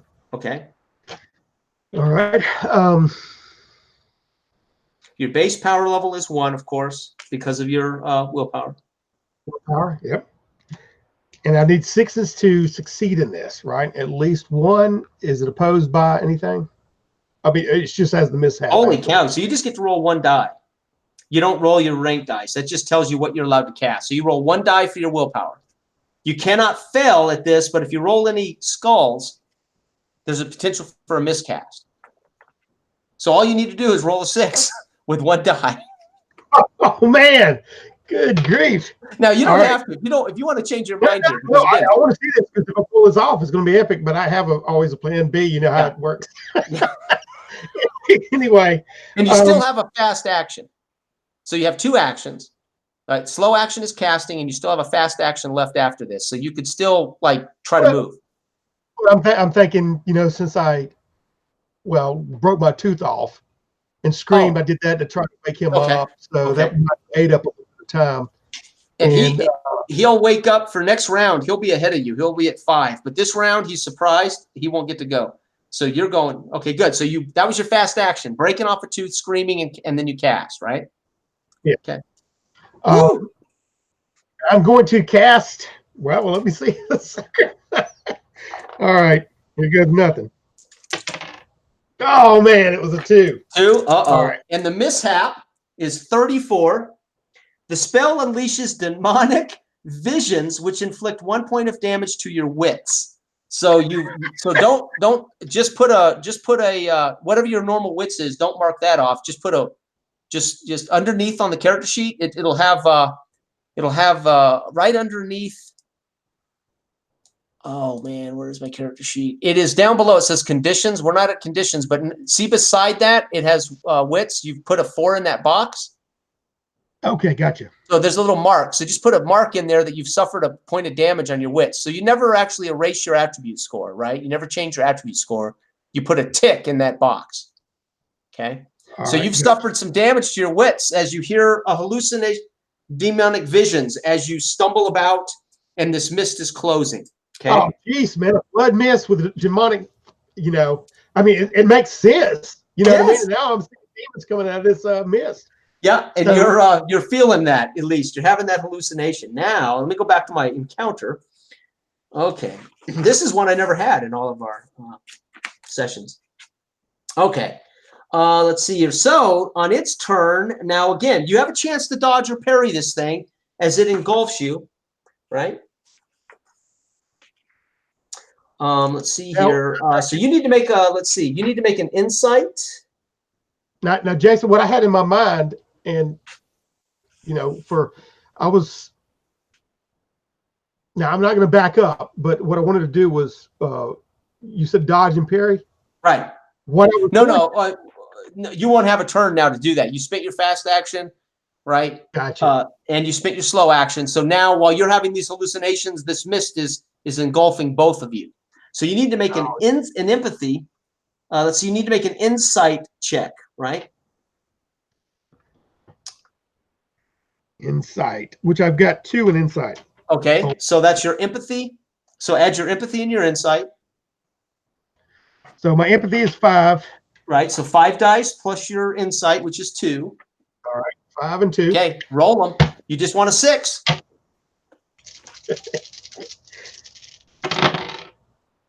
Hey, I got a 6. Okay, so you don't suffer any damage as the mist engulfs you. Now you're in this mist. You're flailing about. All you can see is now you guys are totally covered in this mist as you you're going to be bumbling around in this cloud, this blood mist. Now we'll start round 2. He goes first. He needs to make the same check, by the way, right? So he gets to make a check. Oh, and he succeeded. So he jumps up. The blood mist engulfs you. He does not suffer any damage as well. And he starts flailing about toward the fire, picks up a torch on his fast action, and then on his slow action, starts swinging the torch and headed for a tree, headed for a tall tree. That's what he's doing. Okay. Okay, it's your turn. He can do what he likes. What I was going to do earlier, where I had in my mind to run toward the river. Yeah.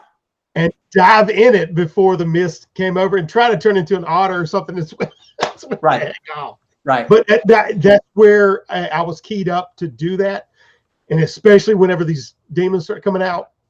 And so I'm running in that general direction. Okay. And trying to dive in that water. Just okay. Way across the river. Okay. I hope it's not rapid. Okay. You gotta roll. All you need to make is a move check for me to change zones. So you're going from this zone to a short distance. So just make a move check to see if you can get there and into the water. Right. Yeah, that's 1D. All right, that's agility, right? That's agility plus move if you have the actual skill of move. Okay.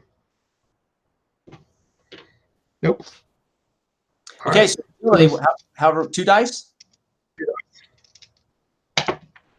Hey, I get a 6 and a 3. All right, so you sprint off in that direction and dive into the river, avoiding the mist. As you get under the water, again, the mist clears. The hallucinations are waning, and but you're, of course, right now holding your breath. No idea whether the mist is over this water or not until you pop your head up. But at least right now, you're under the water and you're safe. You don't know what's going on now, though, right? You have no clue what is happening. Okay, so you don't know what's happening with him, and I'm not going to narrate it. I'm not going to tell you. Something's going on with him, right? Now so we're on round 3. You're holding your breath. Now you can stay underwater as long as you can. We'll make we'd make an endurance check, or you can pop your head up and see what you get. Not from the situation where these demons are coming out in this blood mist.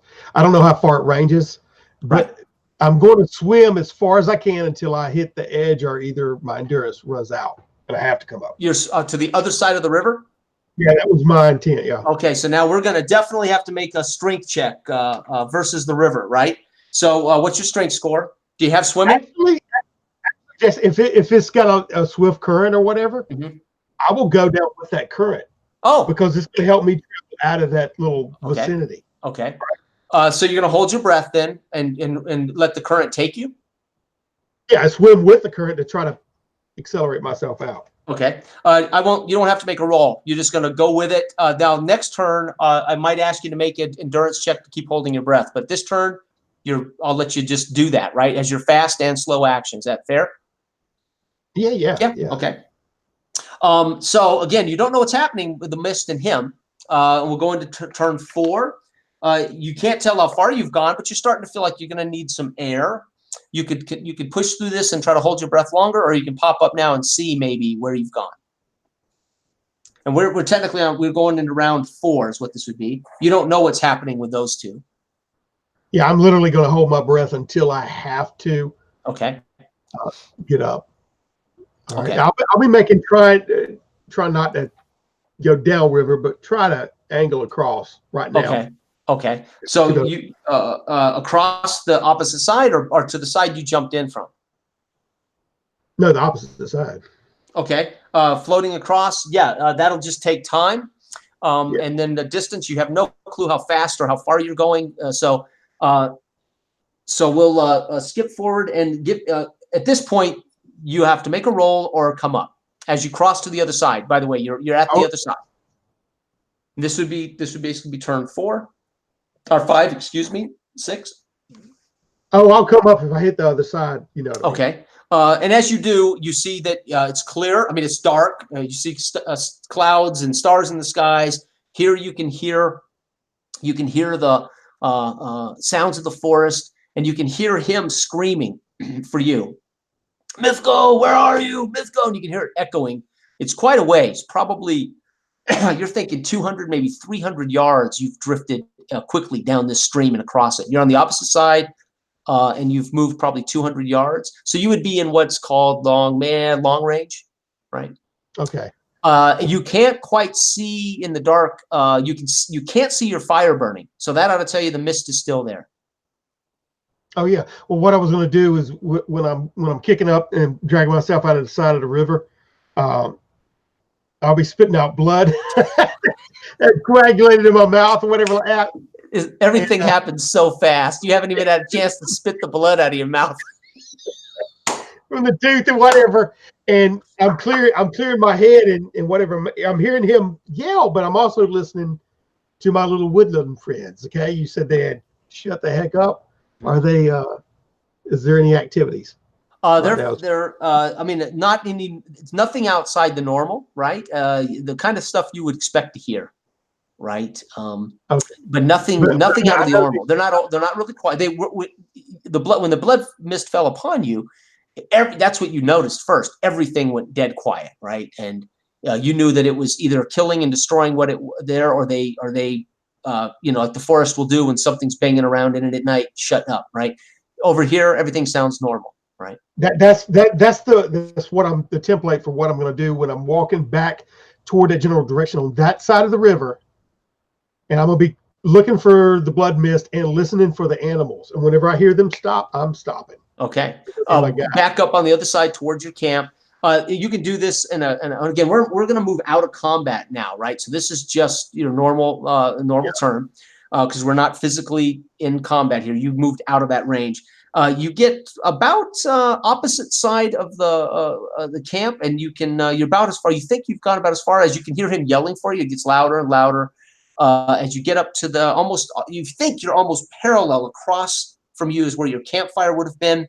Again, you can't see the flames because of the darkness, so you know the mist is still there, but it's not on this side of the river. And you'd be at medium range.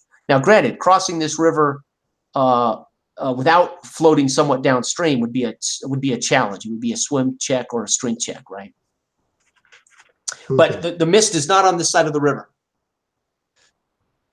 All right. And about how deep is the river? Could I gauge that from going across of it? It's deep enough that it's deep enough that it has some power, and but as far as standing on the bottom of it, it would probably be at least what the bit you were in. I would say it was 12 to 15 feet deep, maybe. Okay. Jeez. I'm going to have to go up further upstream.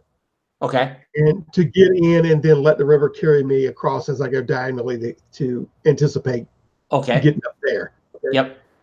And again, no challenge here. I'm not going to make you make a roll for this, right? You're just going to kind of float across, swimming, head above. Again, you come out, you get to the river edge, and again, you cannot see your campfire. And you can hear him now. He's louder. You think you're probably 25 meters, about 150 feet away, or 25 meters is what, 75 feet away. And again, you cannot see the fire, and you can hear him yelling. Okay. Now, what's he yelling? He's just yelling my name. He's yelling for you, right? He's yelling, "Where are you at?" He doesn't know if you're escaped. He doesn't know if you've run away. He doesn't know if you're dying in the mist. Yeah, no. You don't know if he's dying in the mist. All right. Yeah, I'm going to play this to my advantage. Anyway, okay, I go in there and wade into the river and try to, do like I said, go down it and the angle to try to Yeah, get close. I already narrated that for you. Yep, you're already Oh, on the other gotcha. side. You're 75 feet away from. You're on the other side of the river now. Yep, and you're 75 Okay, feet away. Yep, yep, got you. yep. Um, Now, how thick is this? My illusions, or disillusions rather, of these demons have gone, right? Oh yeah, yeah. That was a mishap from your casting. Yep. Gotcha. All right. And does this blood mist seem to be lingering, strengthening, dissipating? It looks to be lingering, right? Hard to see from here, but it sounds as if, again, he's about 75 feet away. Your camp is. You hear him yelling, and it sounds as if he's above you. Okay. How is it? How is the moon out? Is it a full moon? We'll say it's about a half moon, Okay. right? Three All quarters. right. It's partly cloudy. Yeah. Um, I'll say, do you believe me now? Mythgo, Mythgo, I thought you were a goner. Where are you? It's the blood mist.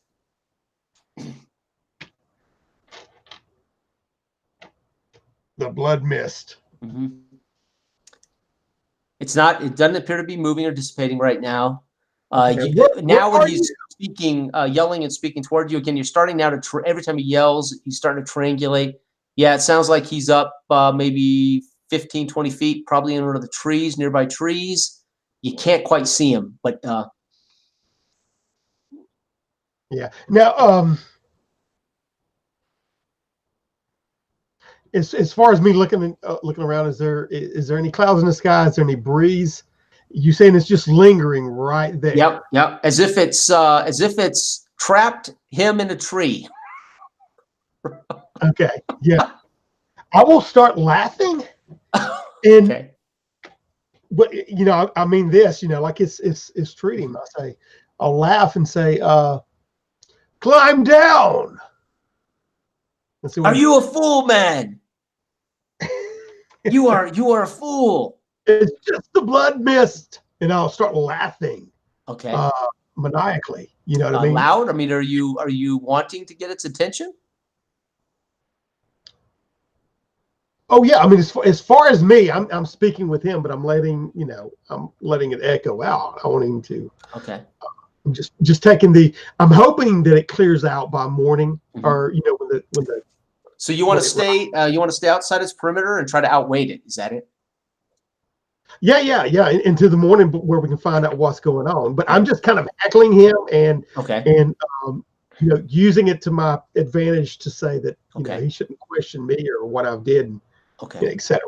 So as you literally, as you kind of walk around the area of this, and as you yell, you'll see the mist as if it's pulling towards you when you yell. But when he talks or yells back, it comes more back to the area. So it'll kind of ebb and flow like an amoeba as you pass, and then it'll come back in. So it's staying where he's making noise. And as you circle this for hours, 3 or 4 hours until the sun comes up and the mist slowly dissipates, settles, and seems to magically vanish. And he slides down and in exhaustion from holding onto this tree, down the tree branches and onto the ground, and stumbles face down. Basically, at this point, from where you're standing, he appears to be flat on the ground, exhausted, chest heaving as if he might be crying or breathing hard. Okay. Now, while he's doing all that, and I'm seeing this mist dissipate, I'll be walking closer to it. Okay. And saying, "Be gone." Okay. Leave us, mist, as it's dissipating or whatever. Okay. Like, I'm doing this crap. Right. You know what I mean? Right. It's he slides down and plump. Okay. And he rolls over when you come. If you approach him, if you don't, doesn't matter. At some point, he rolls over on his back. He's sweating. He's exhausted. He's hoarse. And he says, you don't know if he saw you doing that. He doesn't respond in that way, but he's choked up. He sits up. He's exhausted. You can see now he's got dirt in his face where he laid face down in the sweat and the tears. His face is muddy and messy. He stands up, coughing and spluttering, and says, "Geez, man, I thought for sure we were goners. I couldn't have held on another hour." And he stumbles into the camp, plops onto his fur, and he says, "I think I'm going to sleep till midday." Never doubt me again, Revlar. He looks at you, and the look on his face is it's quizzical. Like he's not he doesn't dare doubt you, but he's not certain whether you had anything to do with it, but he ain't about to doubt you. Okay, so you can see though he almost like he wants to say something about it, right? But he doesn't, and he rolls over and says, "Leave me sleep. We will start out midday," and he rolls over.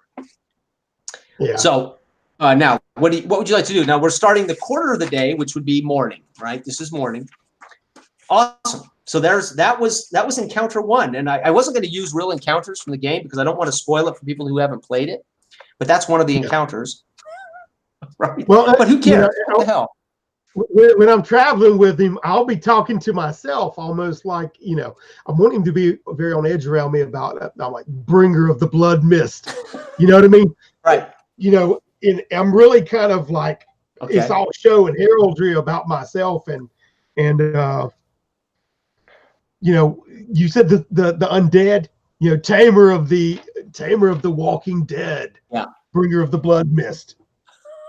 Yeah, you have not seen what I have seen, boy. So you're going to kind of do that around the camp all morning while he's trying to sleep?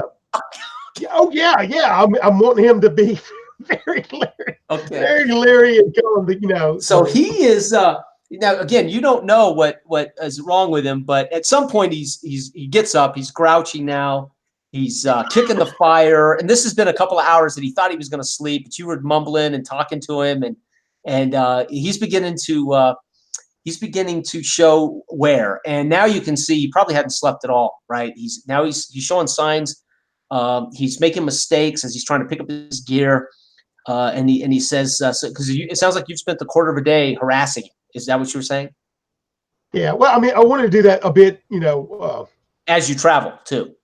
As I travel, yeah, more like just we're kind of get a clue or whatever, and maybe start dropping some seeds in there that there's something, either I'm nuts, he don't want to mess with me too much, you know what I mean? Right. I want to get in his head because I'm trying to get to his his order. Right. Okay. So that's what I'll do. So he says we must head off. Now again, he's never shared with you over this last couple of days whether he actually has a group or he has a camp or a home. He has not hinted that you're actually going in any particular place. So again, midday as he's grouchy, you can see he's tired. He's stumbling around. He's packing gear. He's talking about hitting the road. Let's get on the hike. Okay. But this is when I introduced the fact of when will we be back to your encampment, and then I'll play from that. Okay. My encampment. You look tired, boy. I am very tired. No thanks to you, you wouldn't let me sleep. Your blood mist. Why would you coax the blood mist upon us? Upon me? What have I done? You doubted. You doubted me. Oh, no more. No more do I doubt you. Oh, far from it. Far from it do I doubt you. And he kind of, as he turns to grab his backpack and put it on, you can see this look of terror in his eyes. He does not doubt you. Yeah. Never let this lesson be lost on you, my boy. And then I'll laugh out loud and try to attempt to pat him on the back. All in good sport. He leaps, stumbles away, terrified. It's like you're touching him, spooked him. Yes. Mythigo. Is this where you get your nickname, Mythigo? Yeah. People believe I am mythic. And do you doubt them? Everything's a myth until you witness it for yourself. Everything is a myth until you witness it for yourself. We head north today. You were asking me about encampment. I have no encampment, but there is a small village to the north.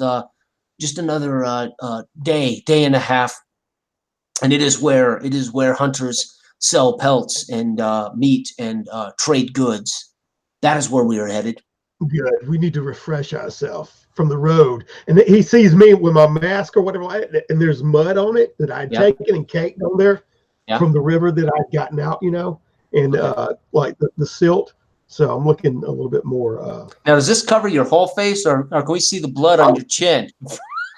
No, it covers my whole face. It's like a bark, and there's cut out eye pieces, irregulars. Okay. So, but he'll see a little bit of my mouth underneath and the slit of my eyes. So pack your gear. We need to get started. We've wasted a whole morning.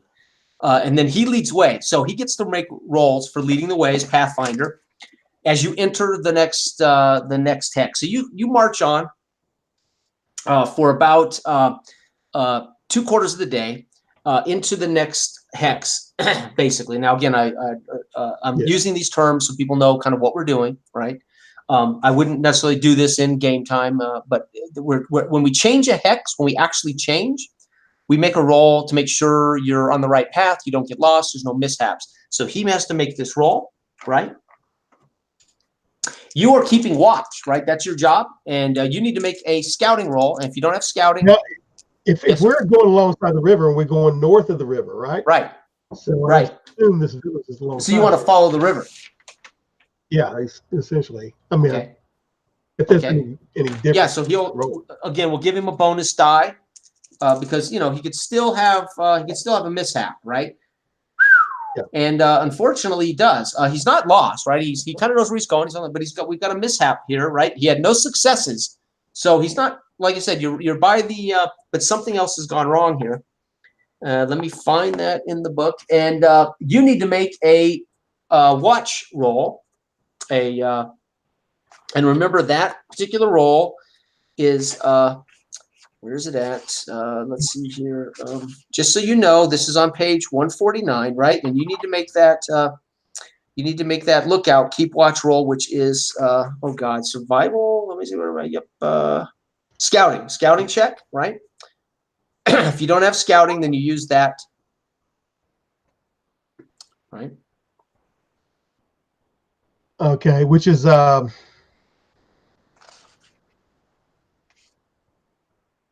it's on your character sheet there, right? If you don't have the skill, you use that. Where's scouting? Oh yeah. You use the main one. Yeah, I was reading about keep watch with. Yep. So wits. All right, wits is 4. Okay, so make a roll. Now wait. Remember, you're using wits reduced because you're still suffering. You haven't slept either. You haven't rested, so you're still suffering from the damage. So you have to roll 3 wit dice. So the great thing about damage in this too, by the way, is until you're healed or rested or whatever, that score affects how many dice you get. So in combat, the ping on it took me down 1 dice until I get rested. Right, or until it's cured, or if you're injured, like say this was combat and you had 5 dice in strength and you got injured too, you actually become a less effective fighter. So combat gets more and more dangerous as you suffer damage. Eventually, you're going to be fighting with 1 die, and then eventually you're going to be. Yep. So unlike D&D, where you never see the effects of hit points until you're dead, this every time you're hit, it's affecting your combat. Yeah, I've often wondered how to integrate something like that into a system. Yep. That doesn't. So your wits are now affected by that hallucination mishap, correct? I know, actually, yes, by that, right? Yeah. Yeah. Okay. And he has a mishap along the way. 33. His mishap is landslide. You are walking in rough terrain when the ground suddenly opens beneath your feet, and you must roll move. If you fail, you suffer an attack of 4 base dice, weapon damage 1. Okay, so go ahead and make a keep watch roll. All right. First. I've got 2 4s and a 6. Okay, so keep watch, just let you know what's coming. And what we're going to do here is we're going to give you, instead of a random encounter, you spotted this landslide at the nick of time, right? So you're going to get an extra bonus to your move roll, right? So you have how many 6s? Just 1 6. So that'll give you another dice on this move check to not be hit by this landslide, okay?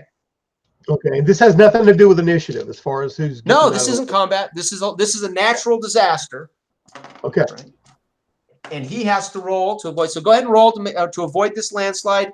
I gave you because of your ability to keep watch. I'll give you another die to your agility roll. Okay, so that's agility's 2, so that's 3, and then I got the. Do you have move? No, I do not have move. So you get 3 dice. Okay. I gave you a dice for your spotting. Yeah. Okay. Got 1 6, 3, and a 2. Okay, so you are good to go. He, on the other hand, and he dodges. Okay, so the attack check versus the move. Okay, so it's attack. So he got 1, you got 1. So I'll roll its attack roll of 4. And it got 1. So both of you dodged out of the way as this ground opened up and slid out from under your feet. Maybe you're on a rise and the ground breaks loose and slides down into the river, and you both back off and get away. You scramble away instead of falling down maybe with this toward the river and getting hurt. So you both dodged a bullet there, right? Yeah, she moves, and I'll laugh and jump back. He looks and he backs away.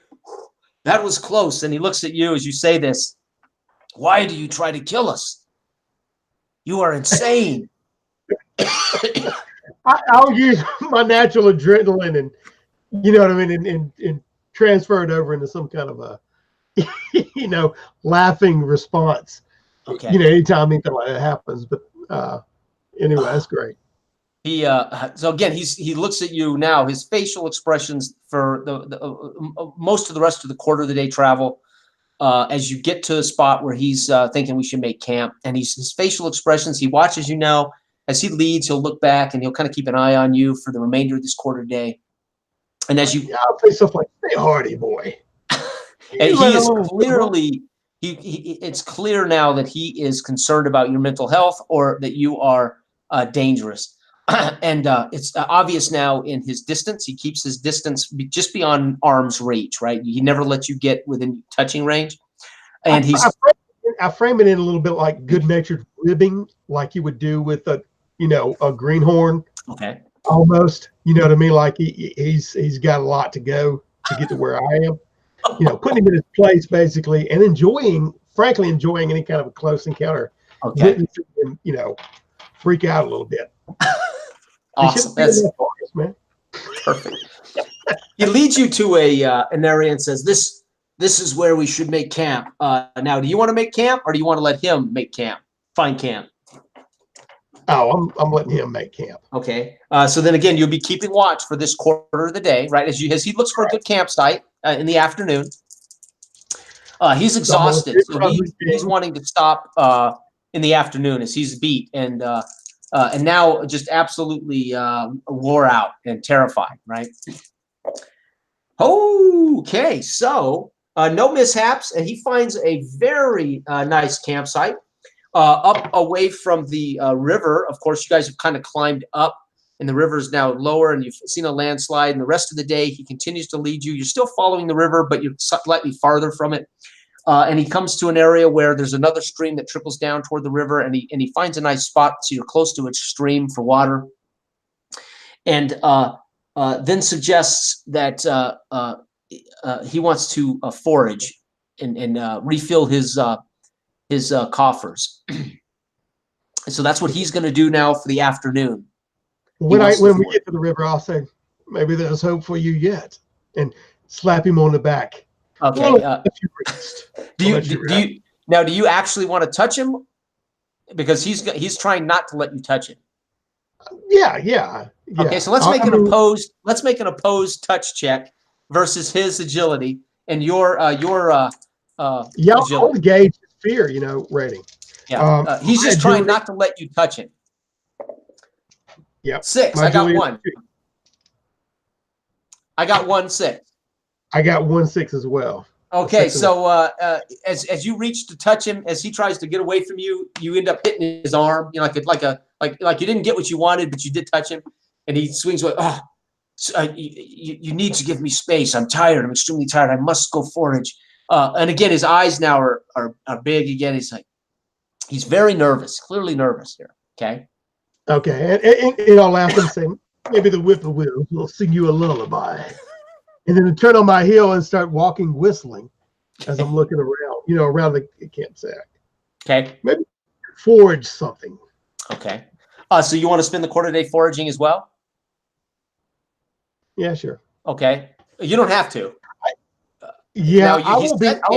Honestly, I'm going to be looking around for some kind of the animals in the area, right, engaging what they are. If okay, there's farmland, anything around here. Okay. So tell me, your keep. So this will be keep watch scouting while he's off foraging. Now you tell me what it is you're looking for from the animals. What do you want the animals? What do you want to learn from the animals? As far as learn from the animals, I mean, I want to learn about how far civilization has encroached, if there's any livestock, if there's any beast of burdens. Okay. I haven't been out, as far as my character, Mythico hasn't been out of the wood. He primarily stays there. So I'm getting a lay of the land and finding out where my enemies reside. And I will actually be looking, I want to get a pack animal too as well. Okay. Not to use it laboriously, but Okay. So you're using your knowledge of animals to kind of gauge. So your goal here is to find out how far you are from civilization. In a nutshell. See where civilization's encroaching, in me, because we don't, like you said, we don't know this territory. We're pretty much isolated. Right. Well, he does. Obviously, he does, but you don't. Yeah, correct. That's what I mean. As far as my character, he's mostly resided in the woods, so that's what I'm trying to get stock of. Okay. What I'm dealing with on the way there. So what I'm going to do is ask you to make a keep watch roll, but we're going to, instead of using survival, I want you to use your animal handling for this roll. So you'll do two things. You're keeping watch over the camp and the area, but you're also trying to discern. You're trying to read the animals in the area and learn these things. So instead of survival, use animal handling for this, right? Oh yeah, that's why I'm always keeping, like, if they're making noises, if it's lively, if it's shut up. Anyway, I got animal handling at 2, and that's off of empathy, which is a 5. So you got 7 dice. All right, and 7. Yes, sir. Beautiful. And I've got 2 6s. Okay, so you can tell from the animals. Number one, they're scarce. Well, I shouldn't say scarce. Compared to what you would expect to see around a major compared to what you've seen along the trail, along a major thoroughfare, you have been on either a hunting trail or a migration trail along the river. You notice that this is what he's been leading. He's been following. And there are times he gets away from it and off of it, away from the river, and then sometimes he comes back to it. So you've noticed this over the last few days. And you've noticed that there obviously aren't a lot of animals migrating. So either that's because they're being hunted out, or because you're close to civilization. You can't be certain, but this would be indicative of there either being overhunted, civilization that's overhunting, or this is a particularly well-hunted trail. And there's not as many creatures, there's not as many animals as you would expect. In this location, you would expect maybe more deer, that you would expect to see more scat. You may not see the actual animals, right? I mean, we're talking about scat. We're talking about you're on a migration. Yeah, tracks and everything. That's what. Yeah, the lay of the land, everything. Right. That's what I'm assuming, because I've had these hunters encroaching into my woods, and I want to find out the source of where all this. So it's clear that there isn't the number of livestock you would expect along this river, along a natural migration trail. That tells you something's up. You don't know what's caused it, but there should be more animals here, evidence of more animals, and there's not. Number one. Number two, you notice as you do this and you spend the half day, remember this is the half day, you notice that he made camp, but he didn't leave his gear, didn't leave his backpack. All right. Okay. So that quarter of a day passes. You learn this. You notice he didn't leave his backpack. He did set a camp up. He did start making a fire pit, etc. And then he went off to forage. And you notice that he didn't leave any of his belongings. And now we're coming into the third quarter of the day, right? Where did I put my? There it is. And of course, this is known as evening, and he has not returned. He has not returned. All right. Now I will, in the evening time, he has not left his pack. He's not brought, I can't, as far as me going out, it doesn't look like he's upset the camp in the meantime. He hasn't come back at all. No, Not even. he said he was going foraging, but he took everything with him. Okay. I will try to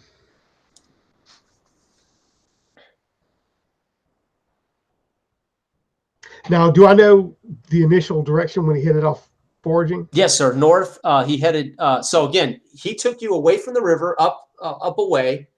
Found a great campsite next to a stream that comes down toward the larger river. You're probably a quarter of a mile from the major river, uphill. And he continued off foraging. He headed out of this camp that he found for you, and he headed north east, like he's continuing on the same path away. Exactly. Now, once he got out of sight, out foraging, you have no idea where he went after that. But that's the direction he headed to forage. He's either ditching me or he's been victim of, he's gotten his just rewards. I will. Perhaps your intimidation was too effective. You have scared the jeebers out of this guy. But you know he was extremely tired. You do know that he was sleepless, right? He had no sleep. And you know that he was extremely tired, agitated, and you don't know if he didn't suffer some damage in the blood mist last night. You noticed, of course, his normal pace, the first 3 or 4 days you were with him, his pace was fantastic. And you noticed today, no sleep, sleepiness, his pace was half of what it normally is. So unless he was purposely being slow, he can't be moving too fast, or at least you would know that. Does that make sense? Yeah, no, it's perfect. Now, as far as the fatigue on me, to be honest, I've been putting on airs. You'll have to make an endurance check if you don't get rest, and if you do that, if you fail that endurance check, you'll have sleepiness yourself, right? Yeah, no. What I want to do is bed down. Okay. And if he comes back, he comes back. But he's found me a nice little place here. Okay. So if I've been searching and foraging for the little that I need, and I do have survival, which I don't know if that incorporates in here, but that's what I want to do. I want to bed down and I'll listen to. I'll keep an ear out for the local wildlife, and since I'm a druid, I would assume that they're more at ease around me. Right. Then if a hunter comes into play, and I'll listen for the sounds of the wildlife hushing up as far as any approaching advance, if he was returning or anything. But I'll try to get me some sleep too. Okay. Let's see here. Okay, so I'll just make one check. We don't know yet. Okay, so you through the evening as you rest, again, are you going to eat and drink? Yes. Yes. Okay, so you need to make a D8 for your food and your water, a D8 for each. If you roll a 1, you'll knock down your. Do you not have one? I know. That's right. I told you all you need is a D6. I lied. Yeah, I know. Let me grab it real quick. Just a D8. Yep. D10, D12, whatever. So as long as you don't roll a 1 on either of these, you won't dip into your food and water, right? But you need to eat when you rest. It's not a 1 and 2. It's just a 1, right? Just a 1. Okay. Hey, that's pretty good. Okay. All right, I rolled an 8. Okay. On both water and food? Oh, let me do it. That was food. Yep. And I rolled a 6 for water. I'm living off the fat of the land. Yeah, it's beautiful. So you're rationing well, right? You notice when you dig out your water and your food, you're doing pretty good with your rations. You're not digging into them. He does not come back during the evening. You haven't noticed the animals or any change in the forest. And as you put yourself in a position to sleep for the night, before you know it, it's morning. You wake up. You haven't been disturbed. Return your wits to normal. So take that damage off your wits. There you go. You have ate and you have slept finally. and you wake up feeling superior, right? You wake up feeling fantastic. No evidence that he has returned, nothing in the middle of the night, nothing crazy, and you're up and around. But now you find yourself out here in, well, in the Mother Nature, which is you're at home in, but you don't know where you're at, right? Now, he had mentioned that there was a small village. Of course, he had told you this yesterday before he disappeared, that there was a small village to the north of with the way you were headed down by the river, where they come in to trade pelts and to, you know, rest up and resupply and things. But you're northwest of the river. I mean, you're northeast of the river, right? Or not of the river, but you're beside the river, but you're out here. You're not following the river. Yeah, you know, does that make sense? You're over here on the map. The river's here, right? So you know you would have to hike at least a quarter of a day back to the river. Okay. And he went north. He went northeast. So he kept going away from the river north. But again, once you lost sight of him as he was foraging, who knows what he did then? Okay. Well, I'm not necessarily interested in going into towns, especially my guys. But now I want to follow his trail if I can. I don't know if it hadn't rained or whatnot, but I want to use any kind of well, it would come down to scouting. Okay. Let's see here. Okay. So you're actually going to try to follow him. Interesting. Man, there's apps. So scouting is not observation. It is wilderness. How would I handle this? I do have Master of the Hunt. Right. Not that I can. No, you know, if you want to spend the quarter of a day hunting him, that's what we're going to do. We're going to use it to hunt him. How about that? That'll work. So you need to make that hunt check. So you're going to need to roll, right? Let's go. Let's do this. All you're doing is, instead of hunting for food, you're hunting for him, or at least a sign of him. Correct. It's a great idea. I like this idea. So we're going to hunt. Now, normally you announce whether you're hunting for food or water, but you're going to hunt for your fellow guide, right? So we need to make a again. We need to make a survival roll, right? Now remember, you get a plus. Gosh, what's your skill again? +1 with the knife. +1 survival from your Master of the Hunt. So I've got 2 on survival. I'll up to that one. Okay, so survival 2, +1, right? Or is that with that +1 Master of the Hunt? Okay, it's wits on survival, so there's 4 on the wits. So wits, and you have total. What's your survival again? Survival is 2. Okay, so +1 for Master of the Hunt, so 3. So you're gonna have 4 and 3. You're gonna have 7 dice. Yes. Okay. I got, 4 white, 2 black, just for example, and then 1. Oh no, the skill, I gave you a bonus on, or your talent earned you a bonus on the skill, so you actually have 4 white, 3 black. Yeah, because it says +1 survival with a knife. Oh yeah, so actually you're going to get 4 black, 4 white, 4 black, because technically it's adding to survival. Yeah. Okay. If it said gear, then you would roll a different color die, but what it's doing is it's boosting your survival. Okay. So, or 4 white and 4 something else. I don't care. They can mix colors. Just know they're all. Use these darker as a as a 4. There you go. So I've got 4, and 3, right? So that is. No, you have this knife, so it's 4. The knife adds 1 to survival, so you have 4 survival now and 4 white dice. Okay. Unless there's something I'm misunderstanding about Master of the Hunt. So there's wits of 4, and I'm saying survival 2, and then Master of the Hunt. It says Master of the Hunt is 1 rank, but what I'm saying is +1 survival. It has +1 survival when you use it when you have a knife. Oh, Master. Okay, so I'm sorry. You did so 4 and 3. Survival is 3. I'm sorry. I thought Master of the Hunt gave you a +1 all the time. Okay. Okay. So 4 base and 3 survival dice. 3 survival dice, and then but I mean it's and wits for survival, right?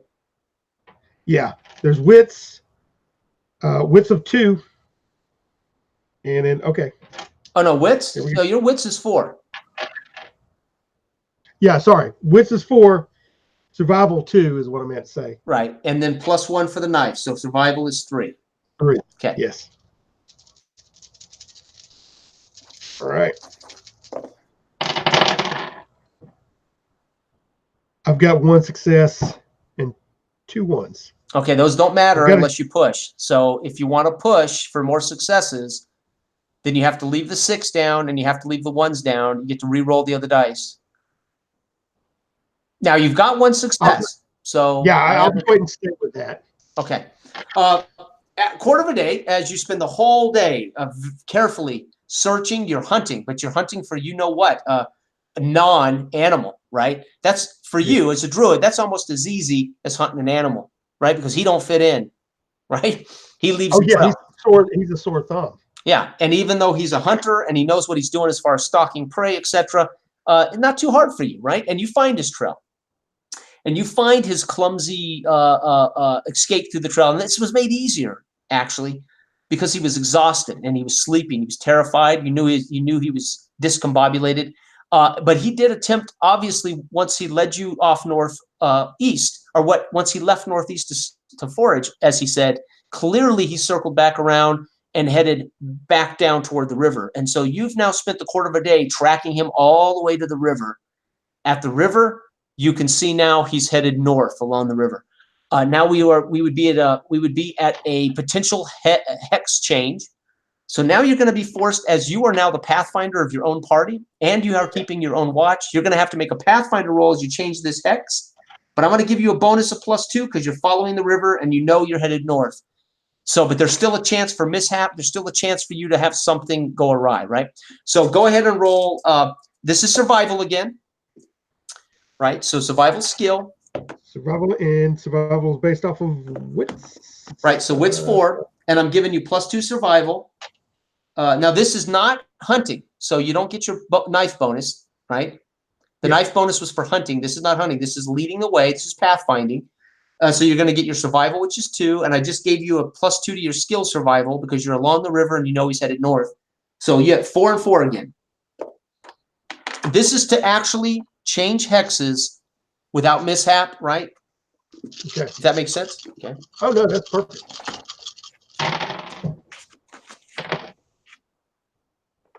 Okay, I got 2 6s. Beautiful. So you're safe and sound there. Now I have to make a roll here. Now you're gonna have to make a keep watch check. We are in the forest.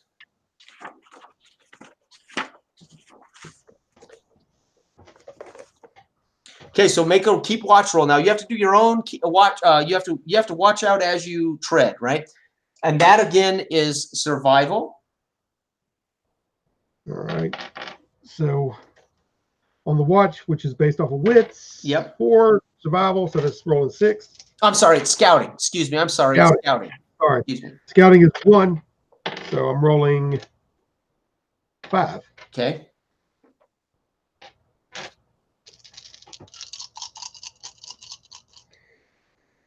Let me double check that. No, scouting actually have not. I don't have scouting. Okay. So roll wits. Oh my God, no! Got 2 5s. Okay. Now, do you want to push? Yeah, I do have a 1. 1 1. No, but do you want to push? Remember, at least if you push, you have to leave that 1 down. But if you push, you get a willpower, which you don't have, so you couldn't cast any spells. So you need to get a willpower. And a push would maybe give you a chance to succeed here. But if you fail, you're going to suffer some damage to your wits. Yeah. Well, logically, I'd want to push to catch up with him anyway. All right. Yeah, well, you're pushing for, this is to see what's about, right? This is our keeping watch push. Yep. Oh, keep it. I thought it was transitional. No, you already made that transition safely. Sorry. Now you're keeping watch to see if something sneaks up on you or if you lose your way, right? Or not lose your way, but maybe something occurs here. Okay. Yeah, I'll go ahead and push. Okay, right. Now leave that 1 down. That's a damage to your wits if you fail again, right?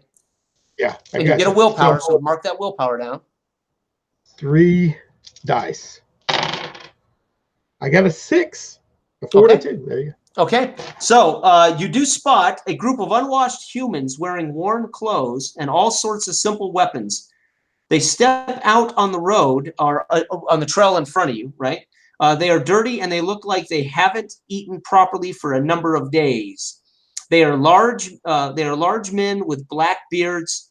Right, a large man with a black beard spits and looks about. He has not seen you. You've spotted them. You've spotted them before they've spotted you.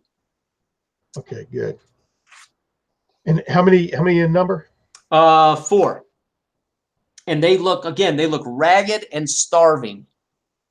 Are they carrying any kind of weaponry or Yes, hunting? they appear to have weapons, simple weapons of all sorts. Maybe pitchforks, maybe short swords, things like that, right?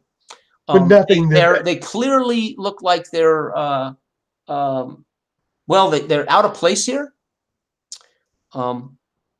Maybe they're out here trying to get away from something, hiding in the woods, but they look starved and they look ragged, and they are looking about, and they're on the trail in front of you.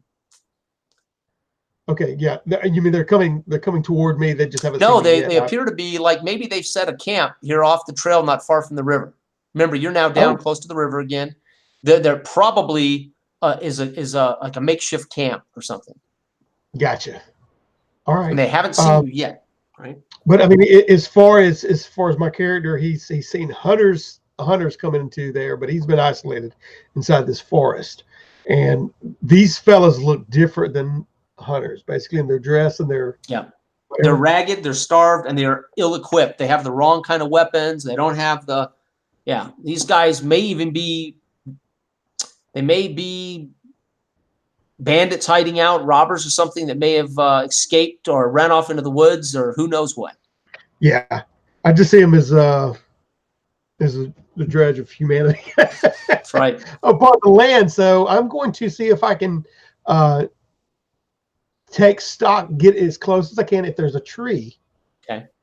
And shimmy up into it and kind of, hide myself, with the bark and, I'm going full Arnold Schwarzenegger Predator here. Just give you and get up in the tree and see what I can hear. Okay. To ascertain their culture, what's going on here, and everything else. Okay. Okay. And see what they're saying.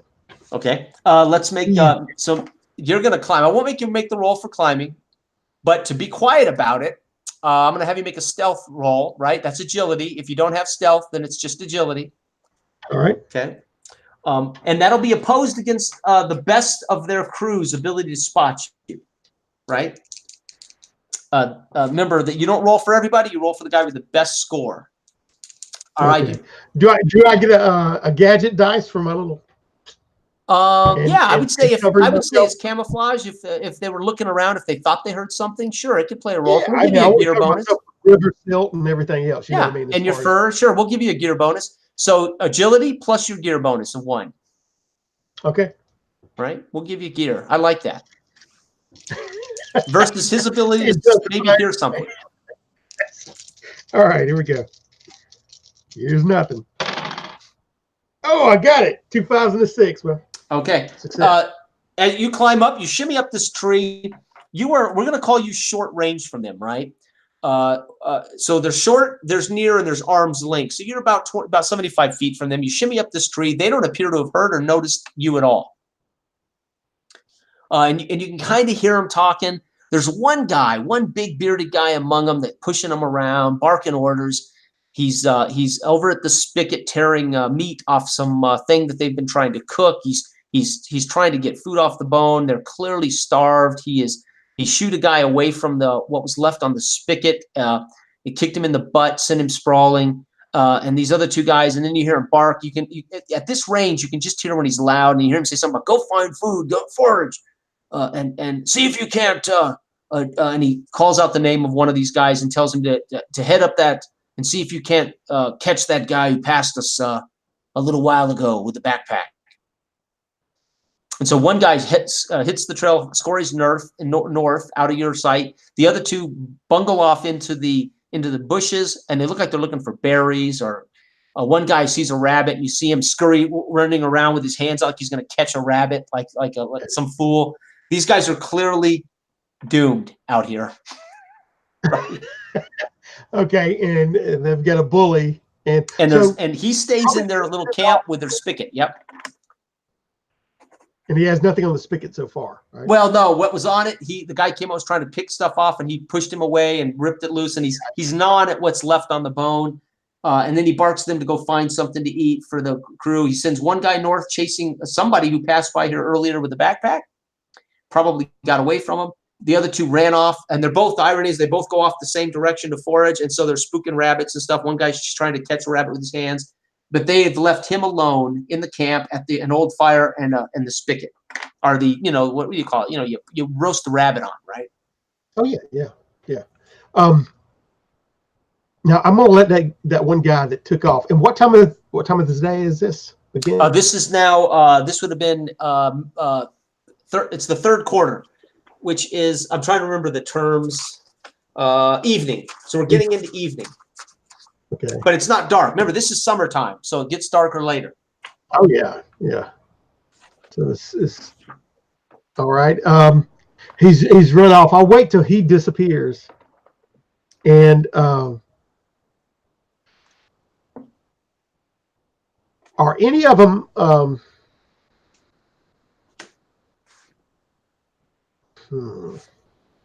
want to hold off a little bit and see what these two guys that are all foraging. Now, are they away from me? I mean, as far as chasing out, I want them to disappear a little bit. Oh yeah, they're off into the woods, fumbling around. You can hear them, and to you, it's obvious. They're noisy. They're yelling. They're cracking twigs. They're never going to catch anything. They're never going to. And you see one guy just out of the corner of your eye, and now so you're facing the little spigot. These guys headed They headed east of the spigot. One guy's headed north up the river trail to try to catch up to whoever had the backpack. They're off this way, and they went off together. But you see one guy looking around. He's like pulling berries. He thinks he's pulling berries off a tree. You snicker to yourself, eat those, and you'll be sick for a week, right? So you're laughing to yourself. He's about to eat something he probably shouldn't. All right. As far as spells, I need to look at those real quick, because this is one aspect. I love PDFs, but it's nice to have books in front of me. You got it right, brother. PDFs are really nice online, but so what are you looking for? You want to do? And remember, you have general. Remember, there are also general spells that are available to you, not just your druid spells. We didn't talk about that. I'm sorry about that. There's magic seal, sense magic, dispel magic, obscure magic, blind magic, and transfer magic. So there's other general spells that are also available, right? Okay. But as far as your druid spell, shape-shifting, right? That's on page 125, if you haven't found it. Oh, that's what I was looking for. Hold on, almost there. In the Player's Handbook, page 125, top right, shape-shifting, and then everything that follows will tell you what those mean. Remember, you have one willpower point, but you have a rank of 2. So your power will always be 1 until you have more willpower. So your power is 1, but you can cast a 1 without effort. You can cast a 2, and you can upcast to a 3, which is your animal form and your primal soul. So, and I appreciate this. It's you taking a druid really helps me, because I hadn't dealt with magic at all in our sessions. So this has been good learning for both of us. Yeah, I want to exercise some of these and see what I can see, and maybe all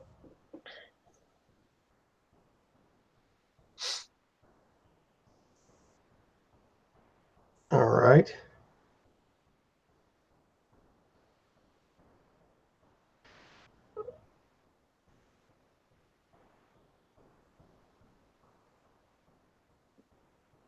Okay, I cannot choose an animal with a strength higher than twice the power level. Right. So your power level is 1. So you could pick an animal 1 or 2, I believe, right? Yeah. Okay. Lose my middle facilities. Empathy drops down to 1. While an animal form so you could change into a raven, a snake, a scorpion. Let me look up that list again for you in the GM's guide. I think it's page 124. Yep. So let's see, twice, up to twice. You got to cast it again to change back though. Shape shifting. Oh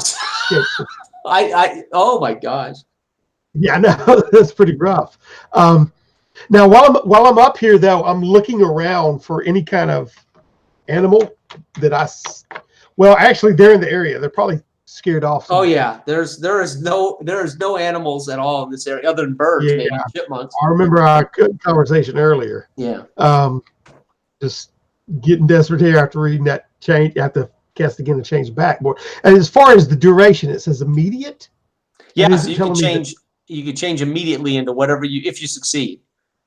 I mean, but as far as the duration, the length of it. Well, I just have to cast again and turn it back.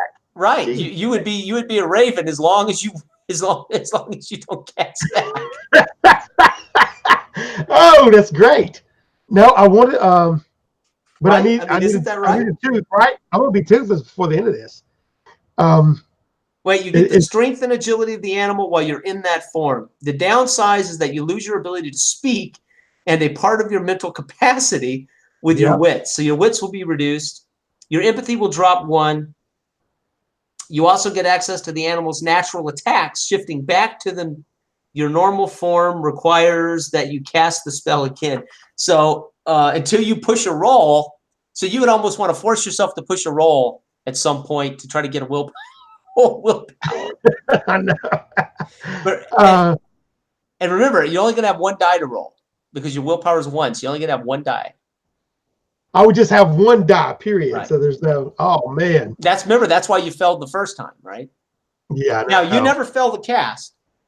You can't fail the cast. All you can do is cause a mishap. It's miscast, yeah. Miscast. Which sometimes could be awesome. I'm already up in a tree, another blood biscuit. That'd be awesome. So you'll turn into the raven. It's just there could be a miscast.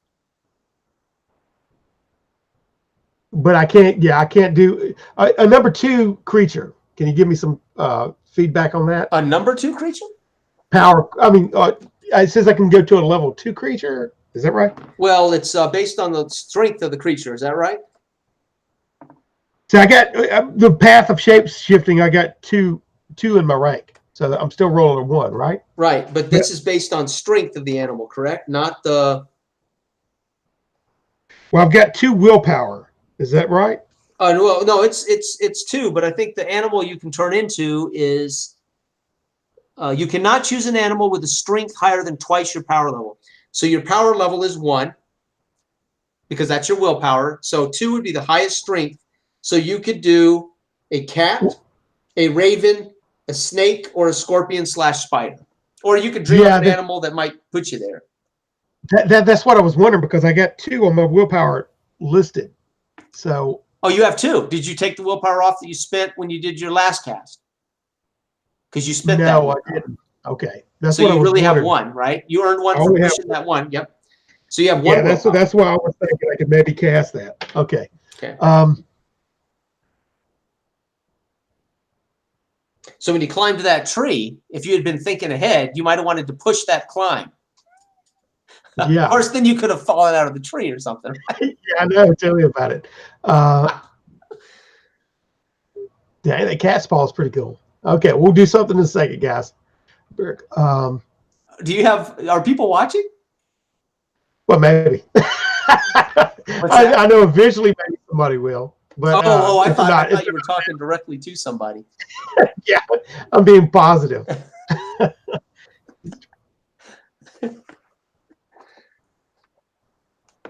Oh man.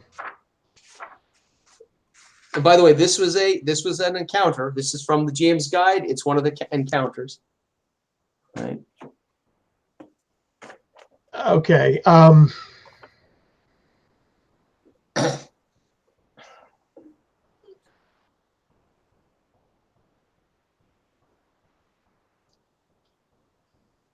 Okay.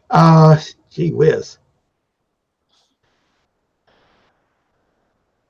What I'm going to do.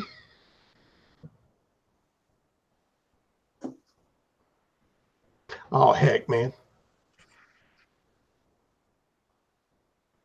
Now, if I turn into a snake, can I make it any snake eye, please? I don't know why not, right? It doesn't say a word about it doesn't say a word about the type, just the size, the strength score. So a snake is 1. So Okay, that's what I'm going to try to do. All right. okay. Be a little black mamba. Sweet. So you want lethal poison? Is that what you're saying? Yeah. Okay. Yeah, dropping out of a tree, poison. But all right, and maybe I love these miscasts. Anyway, 1 dice to rule them all. All right, Yep. if we roll a 6, Yeah. Let me get to it again. Let's make sure we're doing this right. I don't he's know why, but I prepping get this. the feeling we're leaving something out. But I think we're doing He's it okay. prepping his miscast page. Okay, let's see here. Spell ranks, right? That gives us our chance. So if you're casting above, that's what's getting you in trouble because you're casting above. There's an automatic mishap. So I see the That's what rank got you in 1, rank trouble. 2. That's what got you in trouble. If you were just casting a normal rank spell, then you would just roll if you blew it, right? I would roll a miscast. But there's an automatic mishap. So you can still change into the snake. That's all good. That's automatic. Right? You still roll Because because the animal form is rank 3. But I got rank 2, so I'm going 1 above it. you're going 1 above, happening. right? However, so it says right here, if you really want to cast above, 1 rank above, however, this comes at a great risk. You will automatically suffer a random magic mishap. You can never cast a spell with 2 ranks or more above your rank. Casting a spell is generally a slow action, right? Power words, etc., power level. And this isn't a ritual that I'm aware of. I didn't notice that. Is this a ritual, which would take time? I don't think it is. Is it? No? Oh, no. It's immediate, right? Fantastic. So it's almost a power word, right? Okay. Well, I've got the tooth. The tooth still with me. That I'd popped off, so I don't got to go screaming now. I'm holding that tooth in my hand as I'm clinging to that branch, and I'm going to roll this to try to turn into a snake. Okay. You gonna knock out another tooth? Are you carrying the same old tooth around? The same old tooth, yeah. I mean, not less, it evaporates in the casket. And No, like you're carrying your own tooth tooth around. Yeah, it's my lucky tooth. Later I will watch. I will look back on this because I have a chance to peruse this a little more, and I'll realize we did something wrong. But you know what? We're having fun. Who cares, right? That's all it is. Yeah. All right. So you roll, and let's hope you get a 6. All right, baby. Here we go. It doesn't really matter because you can't. If Eloy can do it and turn into a dragon, then work it out. Turn into a snake. Here we go. Oh my gosh! 5. Okay. Shoot. All right. Okay, so take off that willpower point. That's gone. All right. And 64, is the mishap. The spell backfires. An offensive spell affects you instead of your intended target. Well, that doesn't matter. Oh, so you turned him into a black mamba. Oh, nice.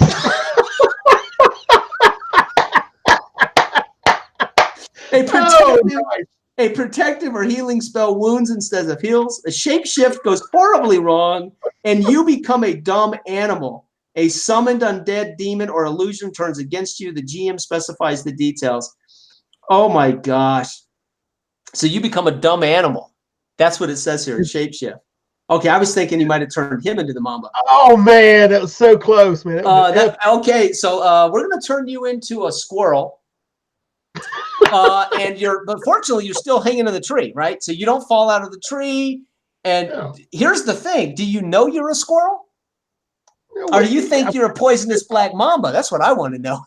Oh man, you got to roll for that. Because you might run up and bite this son of a bitch. Exactly. He's gonna be screaming, "Squirrel!" You know what? Let's see if you know. Let's make an insight check. Let's see. But we'll give you a couple of bonuses because you're a druid. Yeah, I'm supposed to be losing my wit, right? Look, with the consequences that your wits and empathy drop to 1 each while in animal form. Right. Okay.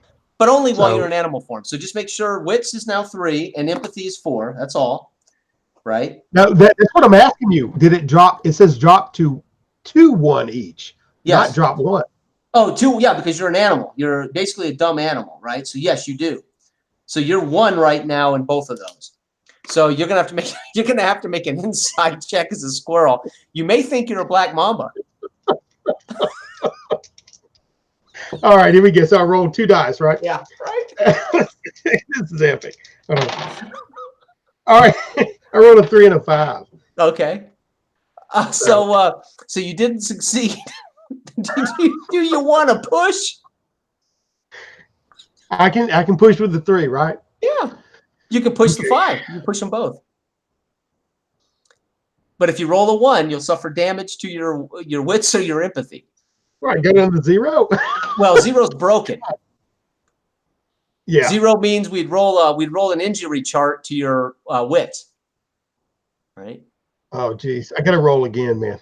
Okay. So you're pushing. Yeah, I'm picking 2 different dice. So it's like somewhere in your brain is you, and you're like, are those furry claws? Am I a mamba? Am I not a mamba? You're pushing. What am I? Right? Roll.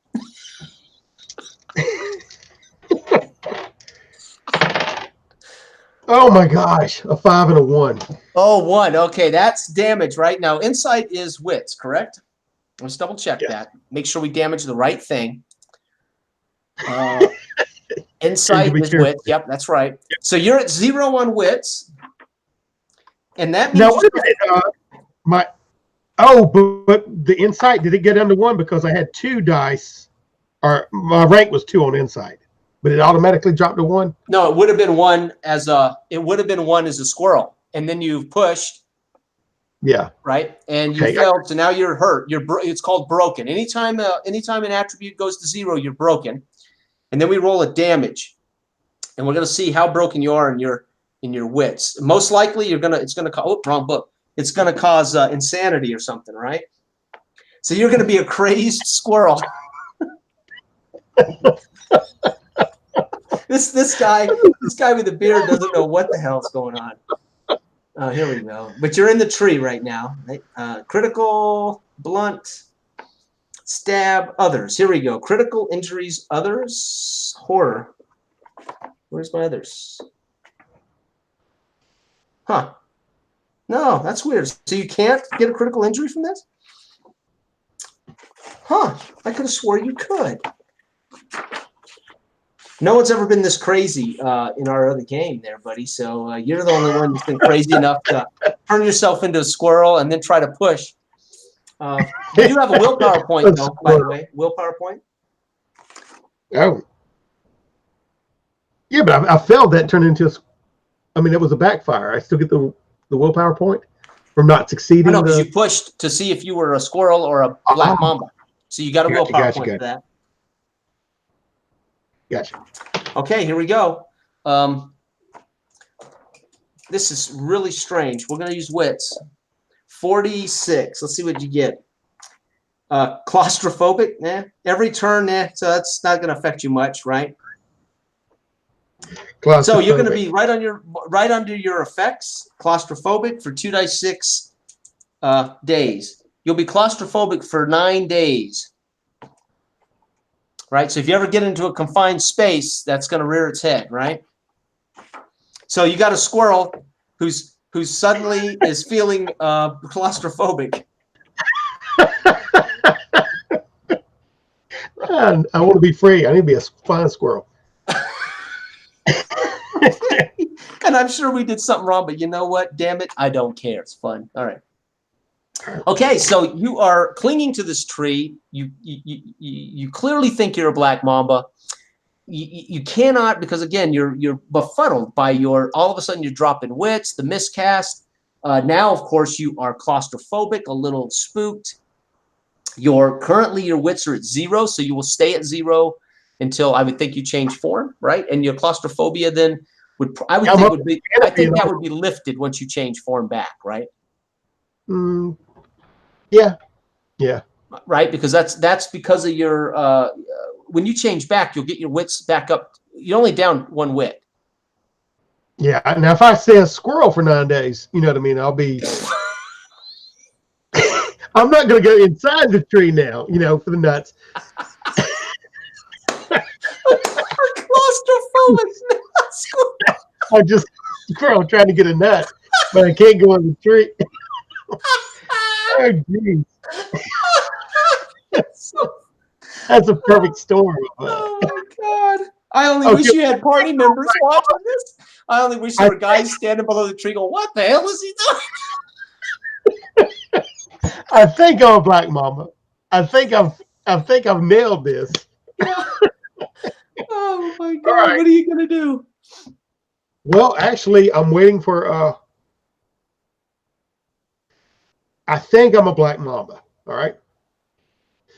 So is he I'm still looking at this guy down there, okay? Yeah. The spit. Is he leaving at any moment. If nobody's going under this tree, Right. If there's somebody returning or whatever like that. My deal was to slide down the tree. Right. And go try Yep. tag. You know what I mean? Okay.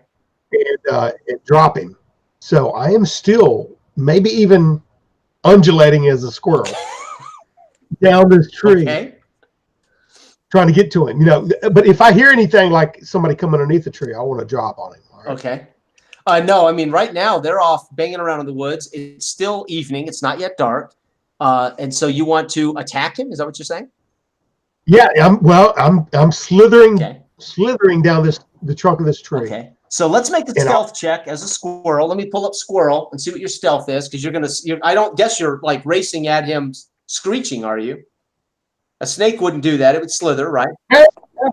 Oh, I'm maybe even trying to hiss. But the way I'm trying to, if I think I'm a snake, yeah, I'll be going through the grass. Okay. There is no squirrel in here, I don't believe. So we're going to use rat. How about that?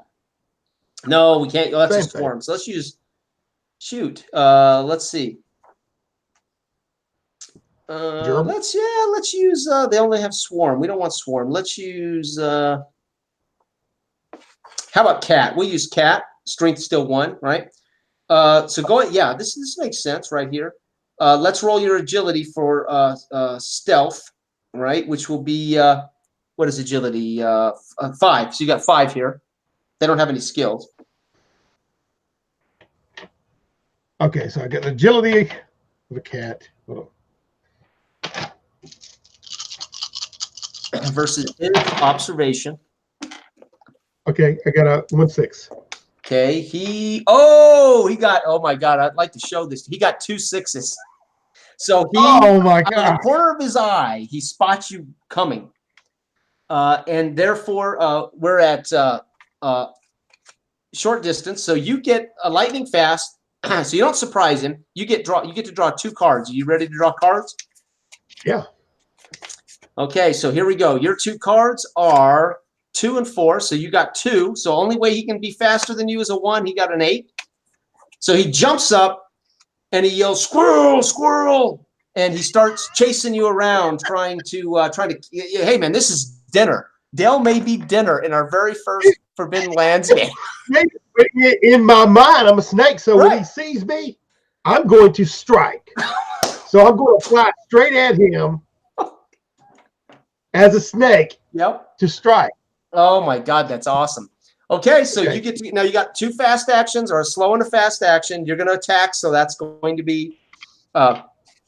Let's see here. And this says claws. I mean, bite, right? So bite is considered a slash. So if there's a critical wound on this guy, it would be a slash wound.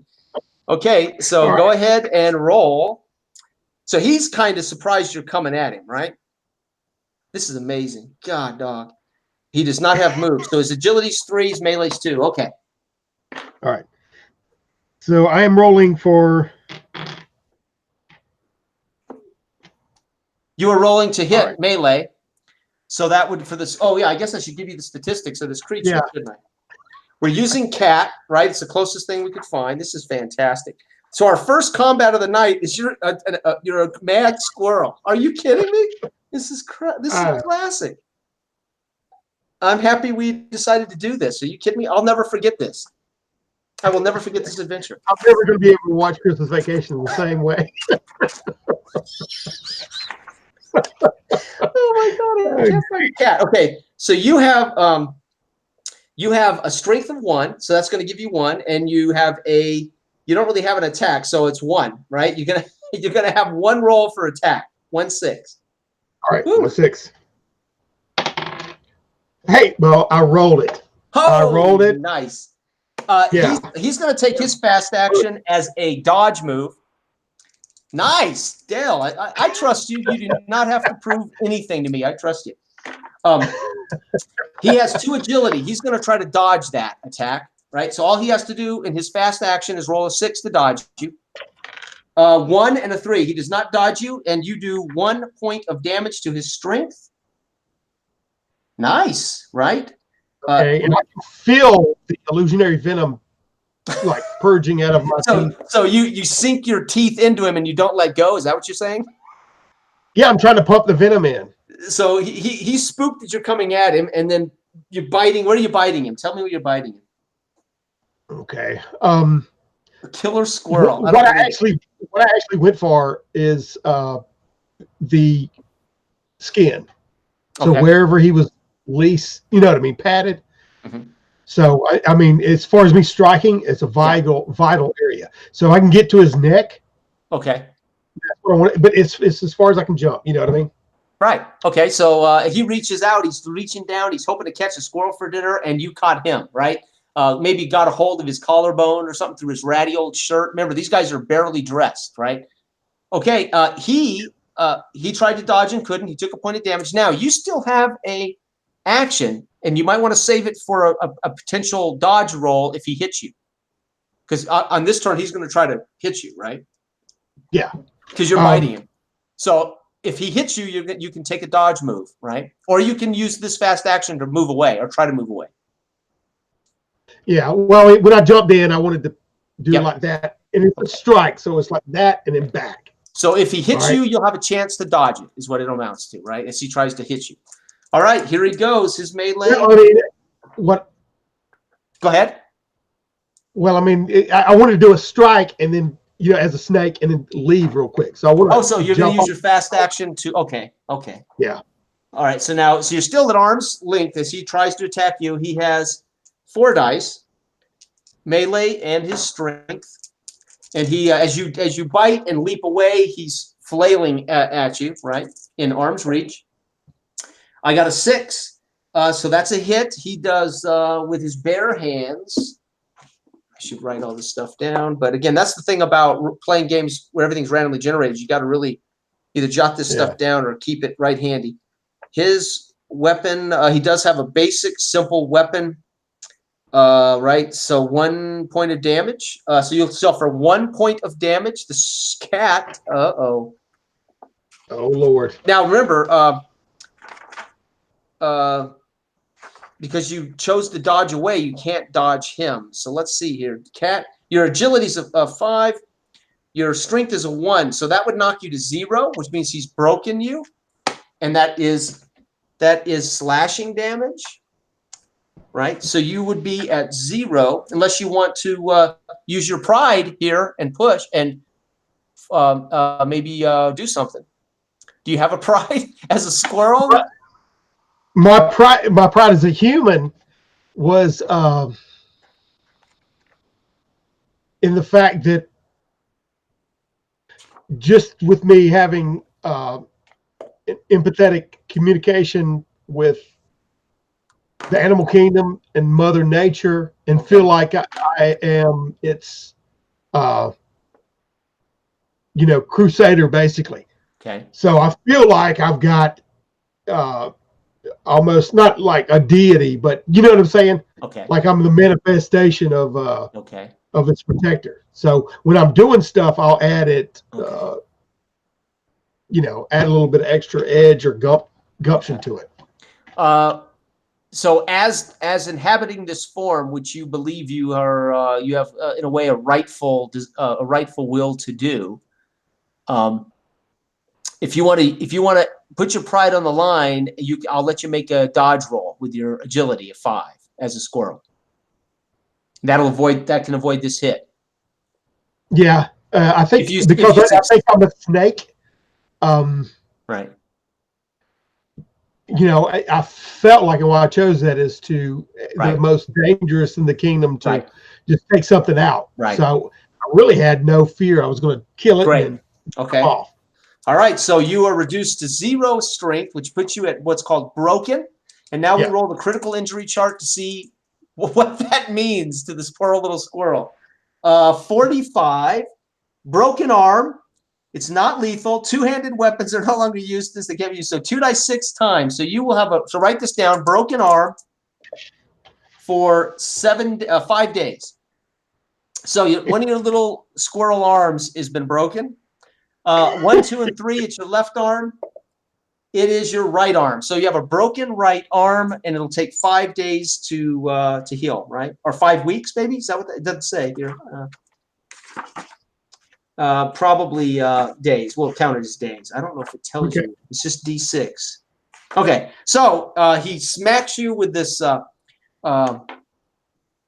Oh no, it was slashing damage. Darn it! What did I roll? 45s. Excuse me. It was supposed to be slashing damage with a short sword. 45. Right. Severed foot. It is lethal. You'll die in 1 dice 6 days. Oh my God! So he's cut off the back right foot. You'll die in 2 days. Running is a slow action.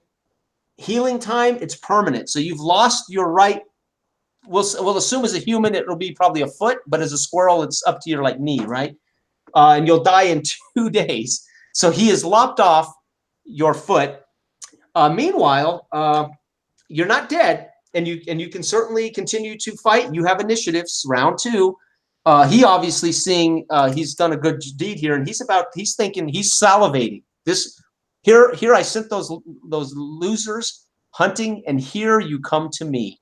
I'm gonna have squirrel for dinner. When he hits me, it obviously maybe pitches me off to the to the side, and maybe into the reeds or whatever I was going out to. So I'm hoping some of that cover kind of whatever, but I don't know. In my mind, I'm still a snake. So when I hit, I'm going to not.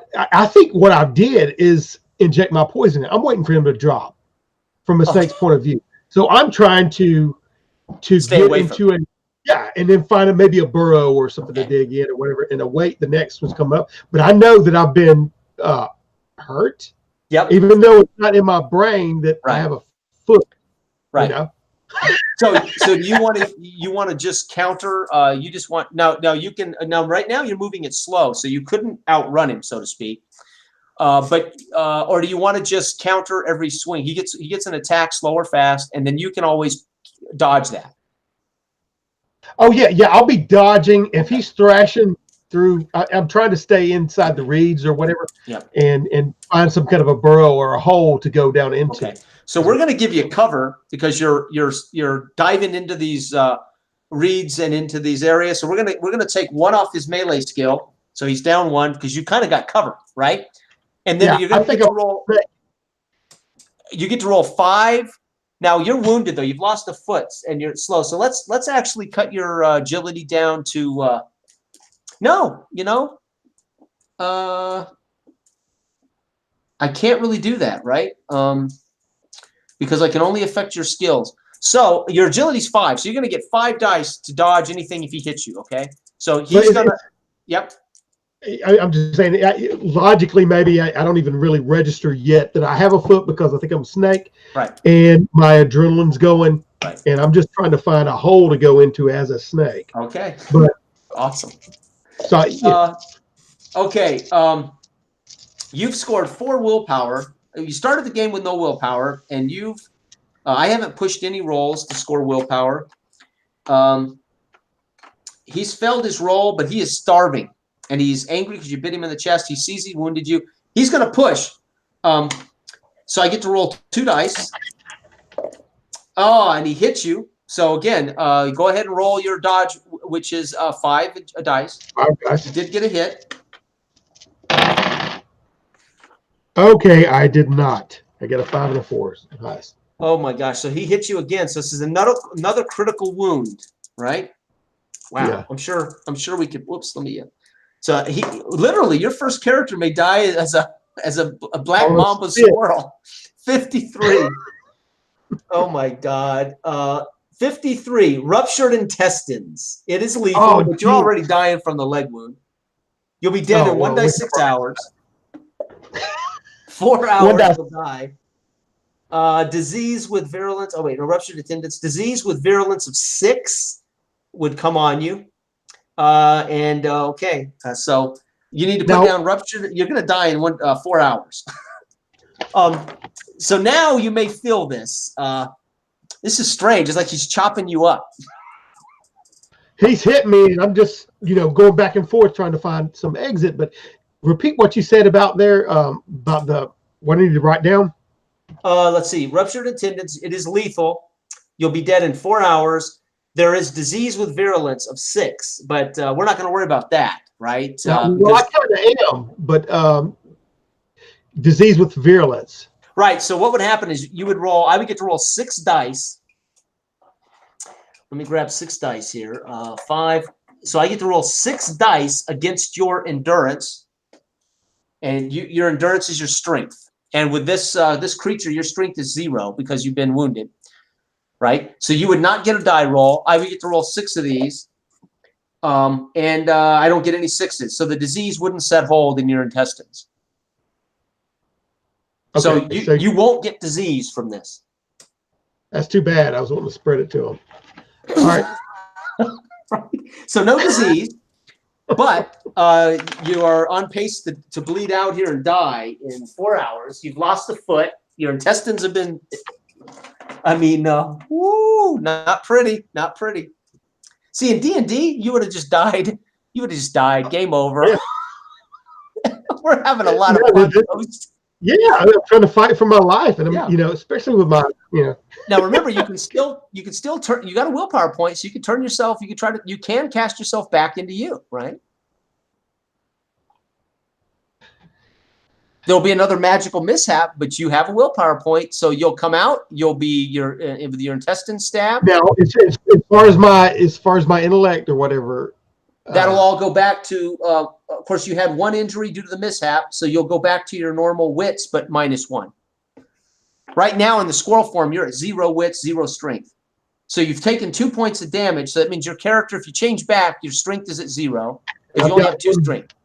1 willpower, and he's hitting me, and I haven't found any exit yet. That's logically what I would do. Yeah. Because I want to, everything's on the line right now.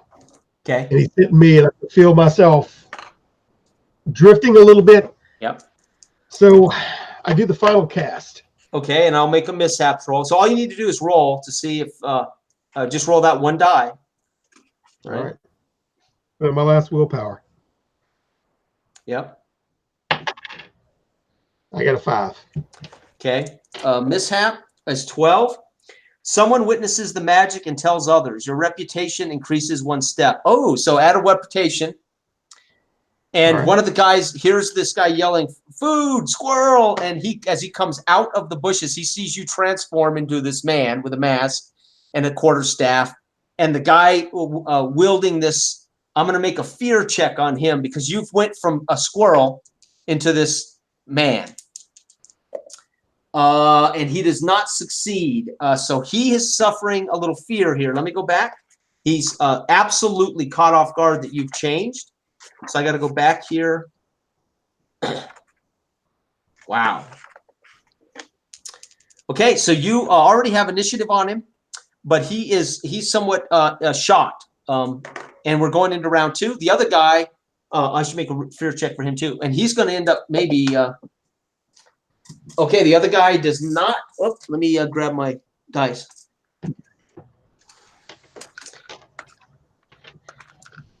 The other guy, can you hear me? Yeah, I can hear you. The other guy that's come out of the woods is also spooked. They're both standing there, mouth agape. He will draw an initiative card for the next round, and he will go actually before this guy if he doesn't run away. Oh, you have initiative, right? At 2 against this guy that you're fighting. Okay. You now have, of course, full form. Your strength, though, unfortunately, you took 2 points of damage as a squirrel, so your strength is still at 0, I believe, because your strength is only 2, right? Yeah. So your strength is at 0, and you've lost a foot. We'll say you've lost a foot, and your intestines have been skewered, but you don't have disease. It's conceivable you can get healing and not die. of course, in the next 4 hours. But it's your turn. You have a slow action or 2 fast actions, or a slow and a fast, or 2 fast. Now, as far as oh, mishap. I have to roll the magic mishap, don't I? Oh no, somebody witnessed it. That was the mishap. yeah, Okay. that was the Sorry. mishap. What I'm going to do is now I want to ask you about healing. How does that work exactly? Oh gosh, healing is well, rest, and then you have to attend it with healing. Right now in the middle of combat, unless you have a magical way to do it, or somebody with you that casts magic, it has to be through. What's that? Currently, I'm down to 4 hours before I expire. Right, you're bleeding out. Right, your intestines you're bleeding out, and 5 days for the foot. Okay. I mean, there's no way for you to heal right now. What's that? You would have to get help. Yeah, you would have to get help. I'm saying I couldn't rest long enough to heal up before I actually expired, but I could stop the bleeding is what I'm getting right. With a health check, but boy, without a health skill and without stuff, as a druid, we would probably, if somehow you could escape this, there might be some way to use poultice or something to staunch the wound, maybe gain some time. Yeah, the foot wouldn't kill you, but in 4 days you would ultimately die from the foot. But that you've got time on. I mean, you have to find somebody to cure you. But now, when I come back, just for the imagery of this, mm-hmm. I'm not coming back. I'm assumed I'm naked and my mask is off. It doesn't say anything like that. It's a magical spell. I'm assuming if you can turn into a squirrel when you return, that the whole form shapes. Right? Okay, gotcha. So it doesn't say that you drop and lose everything. I wouldn't do that. I would assume that. I mean, when you transform into a snake or a squirrel or something, I would assume that when you transfer back, you just the whole mass of you transform. And obviously, if it was something not connected to you, it wouldn't transform. But whatever was your quarterstaff on you, your backpack, your a hat, your mask, all that. I had a knife because I burnt that quarterstaff in half. Right. But when I transform and shoot up out of those reeds like that, I'm sure it startles him. Yep. And I swing around with my knife, and he's still butted up to that river, right? So, I mean, the river's behind him. Right. Yeah, if you want, you can do what's called a shove, and you can try to push him into the river. I'm going to shove him with a knife in his belly into the river. Ooh. And go in there with him myself. So you're kind of tackling him into the river in a way. Yeah, with the knife that I have in my hand. So when I turn, I'll scream, and I'll scream with this mask, which is part of the reason why I wear it, is to incite fear. Right. And like I said, he's already totally spooked. He's already totally spooked. Okay, so you need to make you don't have melee, so you need to make a strength attack. Oh, you really can't, right? You're at 0. Yeah, I am at 0. So. Oh my God! So you may have to shove. Now it's melee. Wow. Okay. Well, if I'm so freaking tired and I can't do anything. You're I mean, duh. We should have thought about that. You're dying. You're really crippled. You're bleeding out. So all you can really do is crawl or run. Pardon me. Well, let me say this, because I got endurance and that's 1 strength. So I got 1 on my. Well, no, I mean it's. Oh no, your strength should be at 0 because that's why you were suffering critical wounds. Yeah, I just mean my skill. I had marked endurance and put it at a 1. Right. So I don't know if it factors into anything. No. Well, this is a melee move, so you don't have melee as a skill. I will. What I'm going to do is try to make it to. I'm going to scream and try to run and stagger and dive into the river and let it take me down. Yep. And that you can do without, because there's you're not attempting to affect him. So if you just wanted to take 3 steps and dive into the river, done deal. That's what I'm doing. Because they're already spooked. They're shocked. You've won initiative. And so you basically, holding your guts and limping, fall into the river in a way, right? And they watch stunned, and you might catch a glimpse as you roll over in the river and look back. They stand there watching you float away stunned. What the hell did we just see, right? So you float.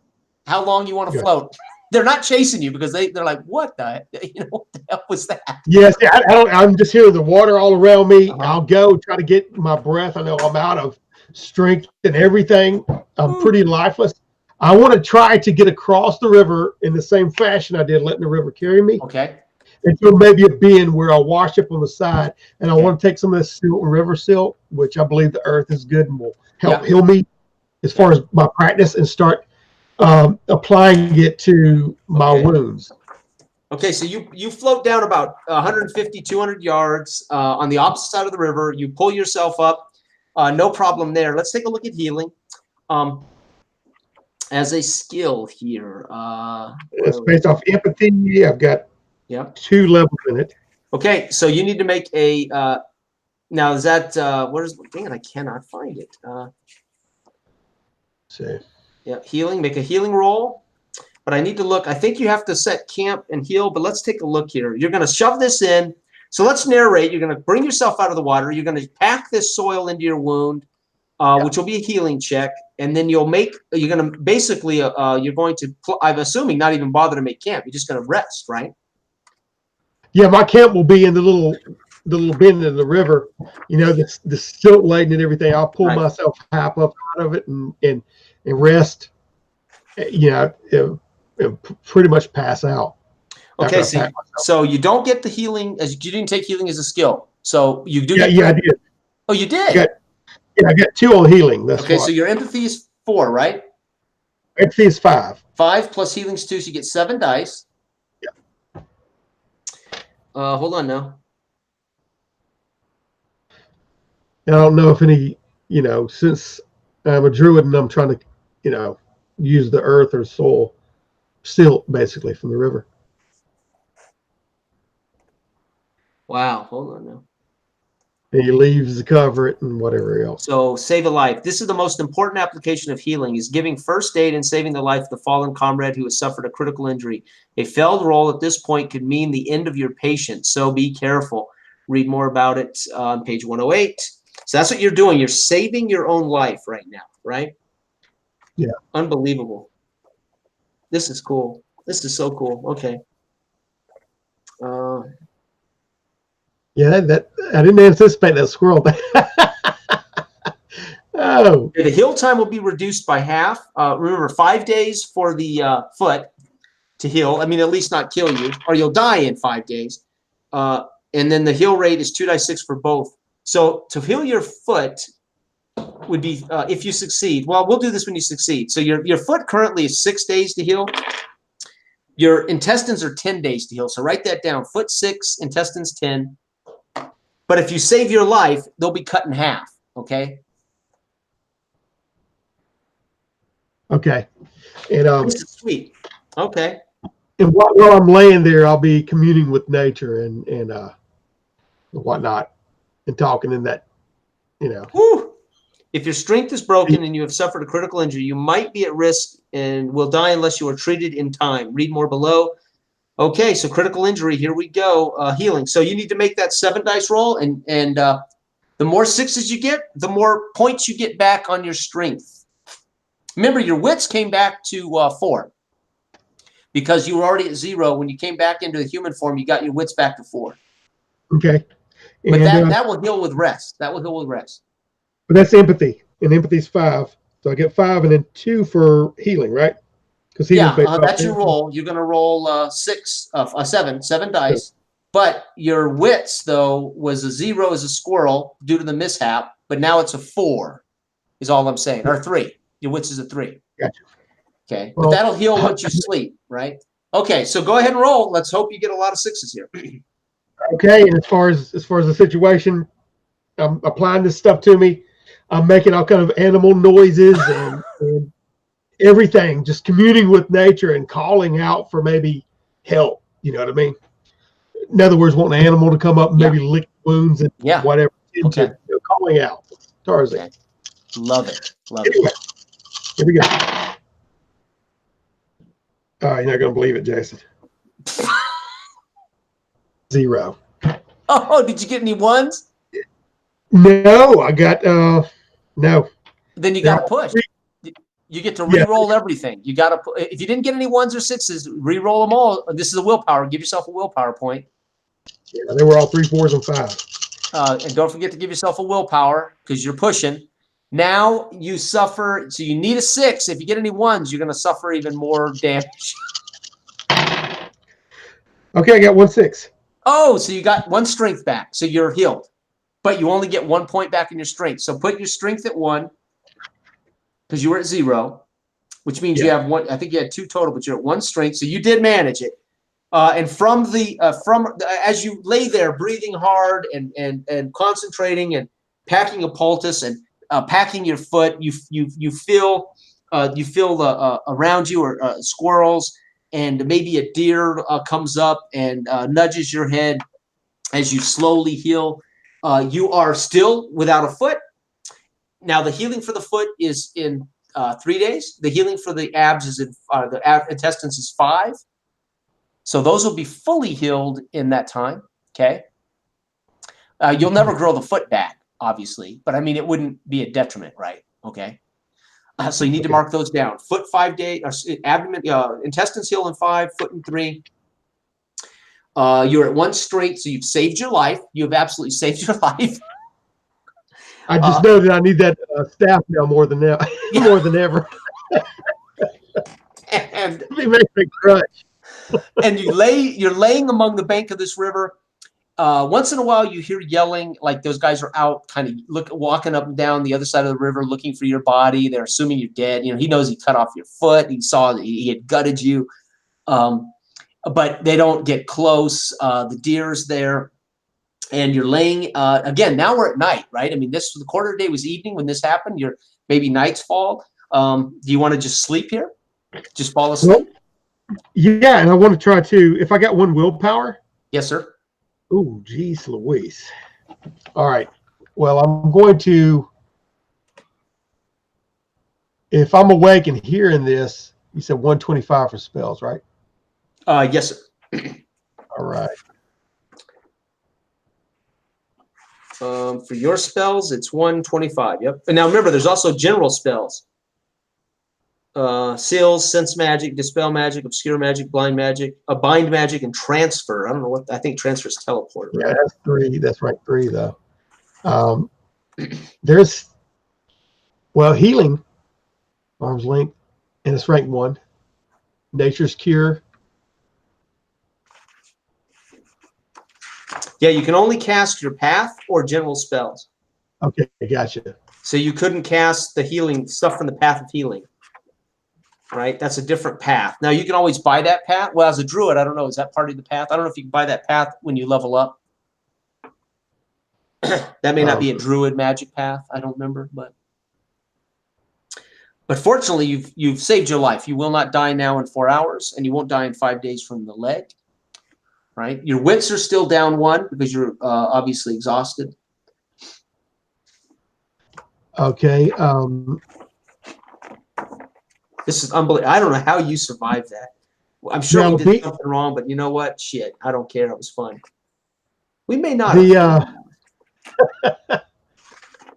I want to play. Gee whiz. Now, if I go to rank 2, I can cast that without any penalties, right? Right. I mean, yeah. Right. As long as you don't. Well, it's just not an automatic mishap. You still have to roll. There could still be a mishap, but it's not automatic mishap. But I would just roll 1 die. Well, and actually, you can only do. Right. You only have a willpower of 1. Right. So again, you can only. You won't be able to overcharge it. Let's put it that way. You have to roll 1, no matter what. You're rolling 1 die with your willpower point. But your rank is 2, so you can cast any spell of 2 or less without an automatic mishap. That's what I was wondering, if it was rank was 2, if I get an extra die casting the rank 1 spell. But that don't work that way. No, right? It does not. No. Okay. It just allows me to show us what I can cast.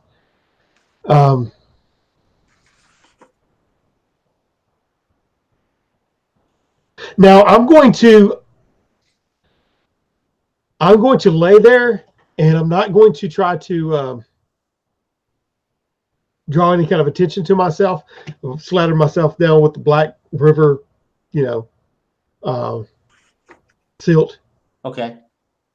in this corner, and I'm laying there, but I'm paying attention to, like I said, their voices as well as the creatures around me if they're skitterish or if they're approaching anywhere. Okay. Um, and if they get close, I would do something. Right. Okay. But in general, I mean, when I start feeling well, I will slip into the river again and slide down and let the river carry me southwards. Okay. Again toward home. Okay. So you want to sleep though for the night, or do you want to do this? Because again, you'll have to make an endurance check for sleepiness if you don't sleep. You don't have to sleep. It's just no. I want to. I mean, like I said, it'll be a restless sleep, and if anything alerts me. Yeah. And you're sleeping on bare ground, so it's already restless, right? There's a bare ground rule, so you're already restless. It is the same as sleeping in a camp, or so you'll still you won't get the same benefits. But so the next morning you slide off into the river and float. You want to float as far as you can, right? Yeah. Okay. I say we end it there. What do you think? No, that's great. Isn't that awesome? Great. Yeah, so, man. I mean, so when we come back, you'll be literally floating downstream, or we'll come back. Maybe we'll advance time if we get other guys to join our little party, right? So I'll have to do a couple of things. I've never had anything like this nothing quite this crazy as far as turning into a creature and then getting wounded. So there was a little bit of confusion there as to whether I should. So again, we treat you as the creature that was wounded. So I think we did all that right. But that was awesome. That was amazing. That's great. We got to test out some of the magic, which we wanted to do. Yes, God, yes.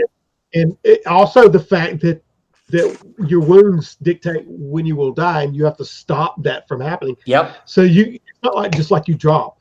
Oh no, you could have. If I had rolled these critical wound charts, there's instant death stuff.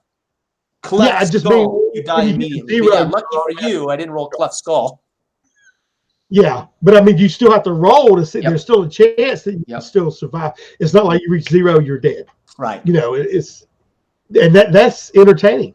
Yeah. I wouldn't have that whole section. I probably, if I'd looked back at my combat chapter, this has been the tough part too, because you're doing this alone, right? And so you don't have any help. Would it help maybe deter him from hitting you as a squirrel? And the squirrel only had 1 strength, but when you hit strength of 0, I don't think you fall unconscious unless the critical injury chart says to. So I didn't.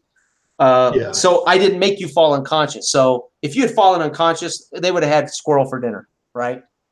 Yeah, which is where I thought it was going. I thought it was which is amazing. Here's the thing: if they had knocked you unconscious or killed you, let's say he decides to skin you and kill you, would you have reverted back to your form dead? I mean, you would have been dead, but you would have reverted back to a human being on the spigot. Yeah, it's crazy. He would have been holding this little squirrel on a stick, and it would have suddenly turned into a 200-pound man and dropped into his fire. Oh my God, is this amazing or what? That's cool. Yeah, I know the magic system. I mean, ironically, it's not, we didn't make that up. You can't make that crap. No. We followed everything. The only concern I have with the magic is that you're supposed to get more dice. I would think, and I couldn't find it quickly, but I think you're supposed to get dice for, I think, your rank, right? So let's look at the example. You have a rank of 2 in Path of Blood. Yeah. And they're spending 1 willpower, and so they get so the half elf would get 3 dice because of her base die and 2. So technically, with your rank, I guess you should have got 2 base die plus your willpower die. So we were. That's what I was concerned about. I didn't have the time to read this example. Yeah. Somewhere when I read it earlier, I did not see that. So I have a feeling you're supposed to get 2 dice for your rank, which makes sense because with skills you get your attribute and your skill. So why with magic would you not get your rank? Yeah, but it's still the way we played it. Something's confusing me here, and part of that's because you cannot fail the casting. There's no way to fail it. You cast it could just be a miscast. So. Yeah. There's something I'm not understanding here in my reading of it. That's for sure. So I still think with your willpower, you probably were supposed to get 2 dice, but I don't.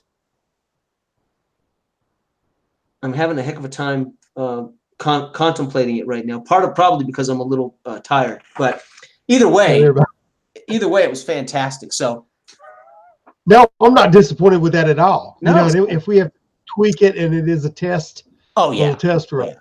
Well, that's why we You do know, this. You'll never get a game perfectly right the first 4 times, right? It'll take. I mean, gosh, I have 12 hours under my belt, and there's a lot of this we've never seen, right? They don't have yeah, any magic especially if passing. you teach me about it as we're going along. So Right, right. It's just what we learn. Now, here's the deal, though, and of course, there would have been a much tighter narrative play, obviously, but we're teaching the game, we're reading the books, we're looking. So normally this would have been all straight narrative play, right? And all we have to do is you're going to always have mechanical talk when you talk about the dice. Once you were comfortable with it, you would know when I say make an insight check, you would know, okay, that's my wits 4 plus my 2 insight, and you would just roll the dice, right? But again, right now we're learning. You're learning, and I'm still getting good at it, right? yeah, This is a game that when you master it, it would be an absolute blast. It could be as simple and as effective as the OSR, but with a lot more stuff that can occur that's interesting, right? At least I think so. No, I'm enjoying it. It's really, I'm going to have to dig into the rules a little bit myself. Oh, sure. But I appreciate you running me through it. Oh, and you know, it's, as far as you getting the feel of a game and how to play it and how to roll with it, you know what I mean? Yeah. That's a whole other aspect. Like you're talking about the narrative aspect of playing. You know, when you're trying to wrestle with the rules too. So it's you know, I can see it's got a lot of potential, man. Mm-hmm. Yeah, you know? and I mean, again, I didn't set the game up with any narrative. I just kind of said, okay, this is the Blood Mist, and here you are with. And personally, I get the real feeling for this game because it's a hex crawl. You guys, you don't write anything. I don't prepare. I can. It says go ahead, feel free to prepare, use your own stuff. That's fine, but I want you know, that's why I said, who is this hunter? What is this hunter doing? Because I want you to set the tone and you set the pace. And I thought that worked. It was fantastic. And then what it is you're basically narratively, you're narratively deciding that my character wants to do this thing. And we roll some dice to make sure this guy falls in line. And of course you ultimately, and I don't have to make rolls for the NPCs at all unless they're affecting a player. So I didn't have to make a roll for him to run from you. What I did do was I made a roll for him to sneak based on his agility, and when you rolled your dice to look at the animals and to peruse the area, in that roll, it was against his roll for you to have spotted him sneaking somewhere, but it didn't happen. So so that would have given you a chance through that keeping watch roll that you made at the camp, a chance to spot him. And you did get the success that you at least noticed he did not leave his backpack or his bedroll or anything. And that was a hint that your character, he was going to go forage, yet he took all of his gear. So I think I communicated that effectively without telling you. He ran away. Right. No, you did. And what I like about it, especially with the hex crawl, is I can have my own motivations. Yes. You know, if I'm a druid, what am I going to be? And especially being so isolated, you know, it's not like an adventure path. Like you need to go here or do that. That's right. I'm just out there. Yeah. Well, and it has. I mean, for instance, that encounter. These encounters, in a way, are adventures. They can lead to who knows where they're going to lead. That particular encounter, it says if the players approach this group of hungry robbers and says, "Hey, I'll give you some food and water," they would have invited you to camp with them. So, I mean, you certainly could have handled that situation with a, "Hey, you look like you're having a rough day. Here, have some of my food and water," and they would have shared a camp with you. Or you could have done that anyway, and I could have made some rolls as to whether they agreed with it. But that particular event didn't have to be violent at all, right? None of these have to be violent. No role-playing game has to be that way. But it was fantastic. Yeah, I mean, I loved it. Yeah, that's awesome. And I wanted to, I mean, maybe slightly, I wanted to exercise in you know, some of the mechanics and bring them to bear, but still, it was a valid situation. Yeah. You know, I was wanting them to bait and bring that guy back. Right. And to me, the way I would view them. So I wanted to basically try to get down there in my thought and bite him as a snake. Fall him he falls in the river or bite him near the river. He gets washed away. Where's they at? You know what I mean? And while they're looking at him, keep hitting them. Right. So I, it's good that I have the liberty to do whatever the heck I want to do, and it's good that they have little seeds that could lead you in any kind of direction, Sure, of and course. just write these Yeah. little sections and say, Oh yeah. if you roll this is what's going to happen. This is what it could lead to. Right. Well, this has So, the whole back half of the DM's guide have like mini modules. So if you go to Horo's End, you can meet some of the NPCs and you can get adventure seeds and you can actually get a mission and go. So it does have traditional kind of module, similar small adventure encounters. So all that stuff's still here, right? But so when you're in a place that's a named location on the map, Haro, and you meet the NPCs and you find out what their struggles are, you can get caught up. Like there's one called the beer. There's one encounter here called the beer war, and you'll find out if you meet people and talk to them, you find out there's this war going on between two beer makers, basically. breweries, yeah. Right, and it's like Game of Thrones over beer, right? Right. But it could be. It's cool. It makes the world active and things are going on, and then you can engage in that world. And you can engage in it in any way you can dream up, hopefully to affect it. Now, again, you're going to be dealing with entities, NPCs that will resist you, or like you did. You ultimately, he was tired. He had been hurt by the blood mist on that first round.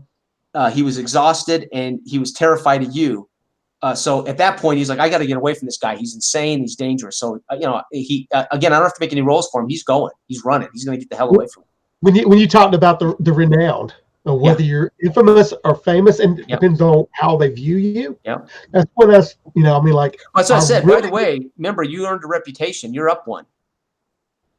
Okay. So your reputation is now 3. Oh, let's do your experience points. Let's do your experience points, by the way. Right. So you remember, so now when you in the area, the people will be talking about this guy wearing a bark on his face, who turned from a squirrel into a man. I don't even know if they knew that I was a squirrel. You know what I mean? I might have just appeared out of the shot up out of the earth. Well, you thought you were a black mamba. Yeah. I still think I'm a black mamba as far as the character, Right. So somebody's going to say, "Oh, you're the man who turned from squirrel to man." No, I was never a squirrel. What are you talking about?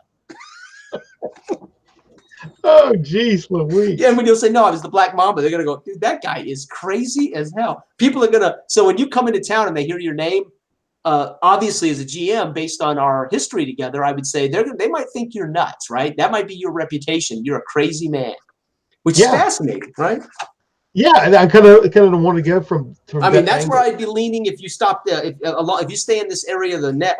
Again, the reputation counts all over the world. So no matter what village you go into, once they learn your name, I make a roll to see if they recognize it, and if they do, I then decide what they think of what they've heard of you, basically. Yeah. So right now, it'd be leaning toward, the madman that ran a hunter away, right? Well, yeah. I want them to instill fear, like I'm crazy, and like I'm, where they would get away from me. Because I'm not. Hold on, let me pull up let's do your experience points, because then you can actually spend them before next session to level up, right? All right. So let's go through that. Okay. So here we go. You got to answer these questions. Did you participate in the game session? You get 1 XP for that, so that's 1. All right. Did you travel through at least 1 hex on the game map? Yes, you did. That's 2. Right. Did you discover a new adventure site? No, you did not. You did not find an adventure site. That's what I was talking about in the back of the book, right? Did you defeat 1 or more monsters? Wow. Diving into the river to save yourself, I would not, and you were ultimately dying, I wouldn't give you 1 for that. Yeah. Did you find a treasure? No. Did you build a function in your stronghold? No. Did you activate your pride? I tried to get you to do that at one point. You didn't have to. Or did you? No, you didn't. Right? Yeah, I did. I mean, to get that extra 5 die. Oh, you did. And you succeeded. So you got 1 for that. And you get to keep your pride. If you succeed, you don't lose your pride. All right. So that's 3 points. Did you suffer from a dark secret? No, I don't even know what your dark secret is yet. Did you risk your life for another PC? Ooh, no. Obviously, there's not 1 in here with you. Did you perform an extraordinary action of some kind? Yeah, I would say. Probably the healing myself from death. Yeah. Okay. Yeah, because you did. Yeah, you. yeah, and you also escaped the, yeah, let's give you one there, 4. So you got 4 XP total, right? And now you can spend, I think it costs 3 XP points to buy a new skill. Or you can update a rank or skill. Let's see that. Let's just see what it costs to spend it while we're here. Let's go ahead and do the whole deal, right? Let's. Now, do you want to do it, or do you want to read the book and think about it before you do any? No, we can do it. I'd like for everybody watching to, see how it's done. So let's go now to skills. So skills, to buy a skill. Where is? We're almost there. I gotta find the darn thing. Oh shoot! I had my other book marked and ready to go, and that book is at Steve's. So unfortunately, I don't have my other book. I have one book that I mark all the hell and take with me on my trips, and then I have a book. I have a set that I keep here. So this one isn't marked. Okay, where am I at here? So there we go. Skills. Okay, so to buy a skill, come on. Character growth. I'm looking for character growth. Why am I having trouble finding this? This is unbelievable. Sorry about this. Here we go. Okay. Spending XP. So you can spend XP to improve your skills, talents, and to learn new ones. You can spend XP during a quarter day when you rest or sleep. So that would be the thing too. You'd have to narrate how you learn a skill. Generally, you also want to choose a skill from something you might have done in play, right? Okay, and to develop magic talents, you should try to find a willing teacher with a higher rank in the talent than you. And without a teacher, it will cost you XP. If not, it's tripled. So you like one, I think one path would cost you 3 or 6. One rank would cost you 3 for a rank in magic. And that's if I can find somebody to mentor me. Right. That's exactly right. If not, it's tripled. It would be 9 points if you don't. Yes. Right. Okay. So talents cost you, one rank costs 2. Let's see here. So if you go from 1 to 2, it costs 6 points. So you don't have enough to go up in a talent, but you could get a new talent. A new talent costs 3, right? Yeah. So a new talent costs 3 and a new skill costs 5. So you won't be able to afford a new skill. So you could get a new talent off the talent board that is the general talent, right? Or a professional talent, but you will not be able to learn a new skill. Now you can hold those until you get more XP and then spend to buy a skill, right? So you're one shy of buying a new skill, but you could afford a new talent, like knife fighting or something. If you wanted knife fighting, talents. Let me see. That's good. List here. So there's kin talents too. But we're not talking about but you only have one. Humans only automatically get the one. You can't buy kin talents. All right. And you can't buy other professions. So you couldn't buy peddler talents. Right? So just general talents, basically. Yep. Mm-hmm.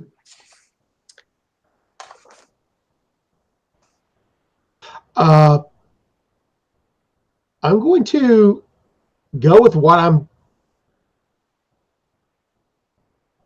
Okay, 1 second. Herbalist. You know the difference between edible plants and regular weeds. That is a very good one. That's one of the 2 I'm looking at. Incorruptible. When others try to affect you, you are immovable as a mighty oak. Your insight roll is modified by 1 when someone attempts to manipulate you.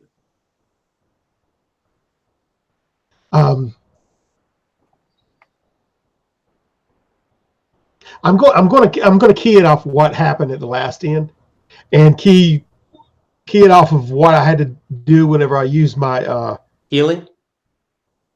No, when I got that 5 extra dice, what is it called? Pride. When you did the push. Yeah. Yeah, I think that's going to put me over to Berserker. Oh, nice. Okay, so add Berserker, rank 1. That's fantastic.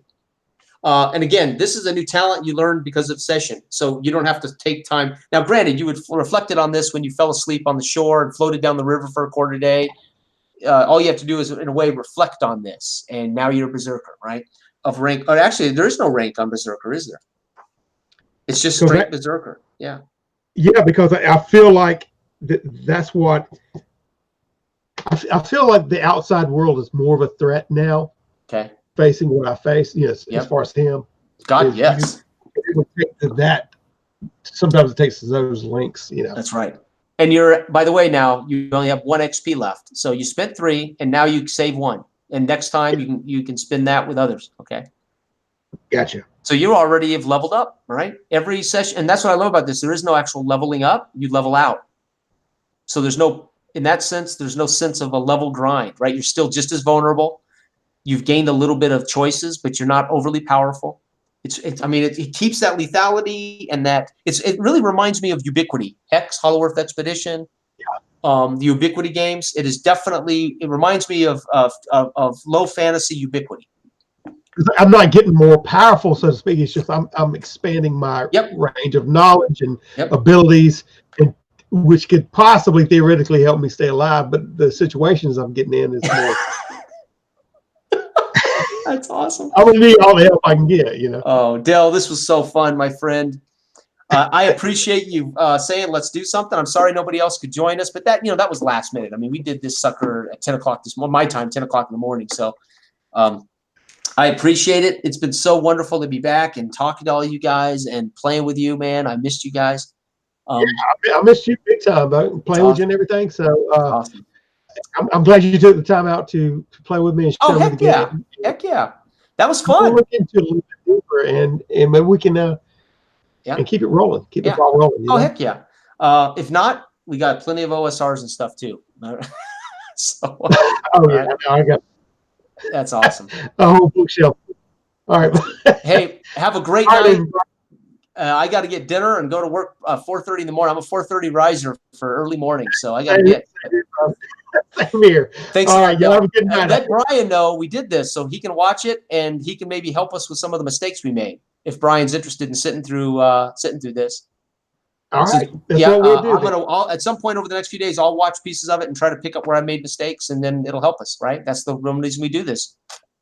Yeah, exactly. All right. Thank you, Dell. All right. Thanks, Jason, man. You have a good night, man. You too, man. All right, everybody.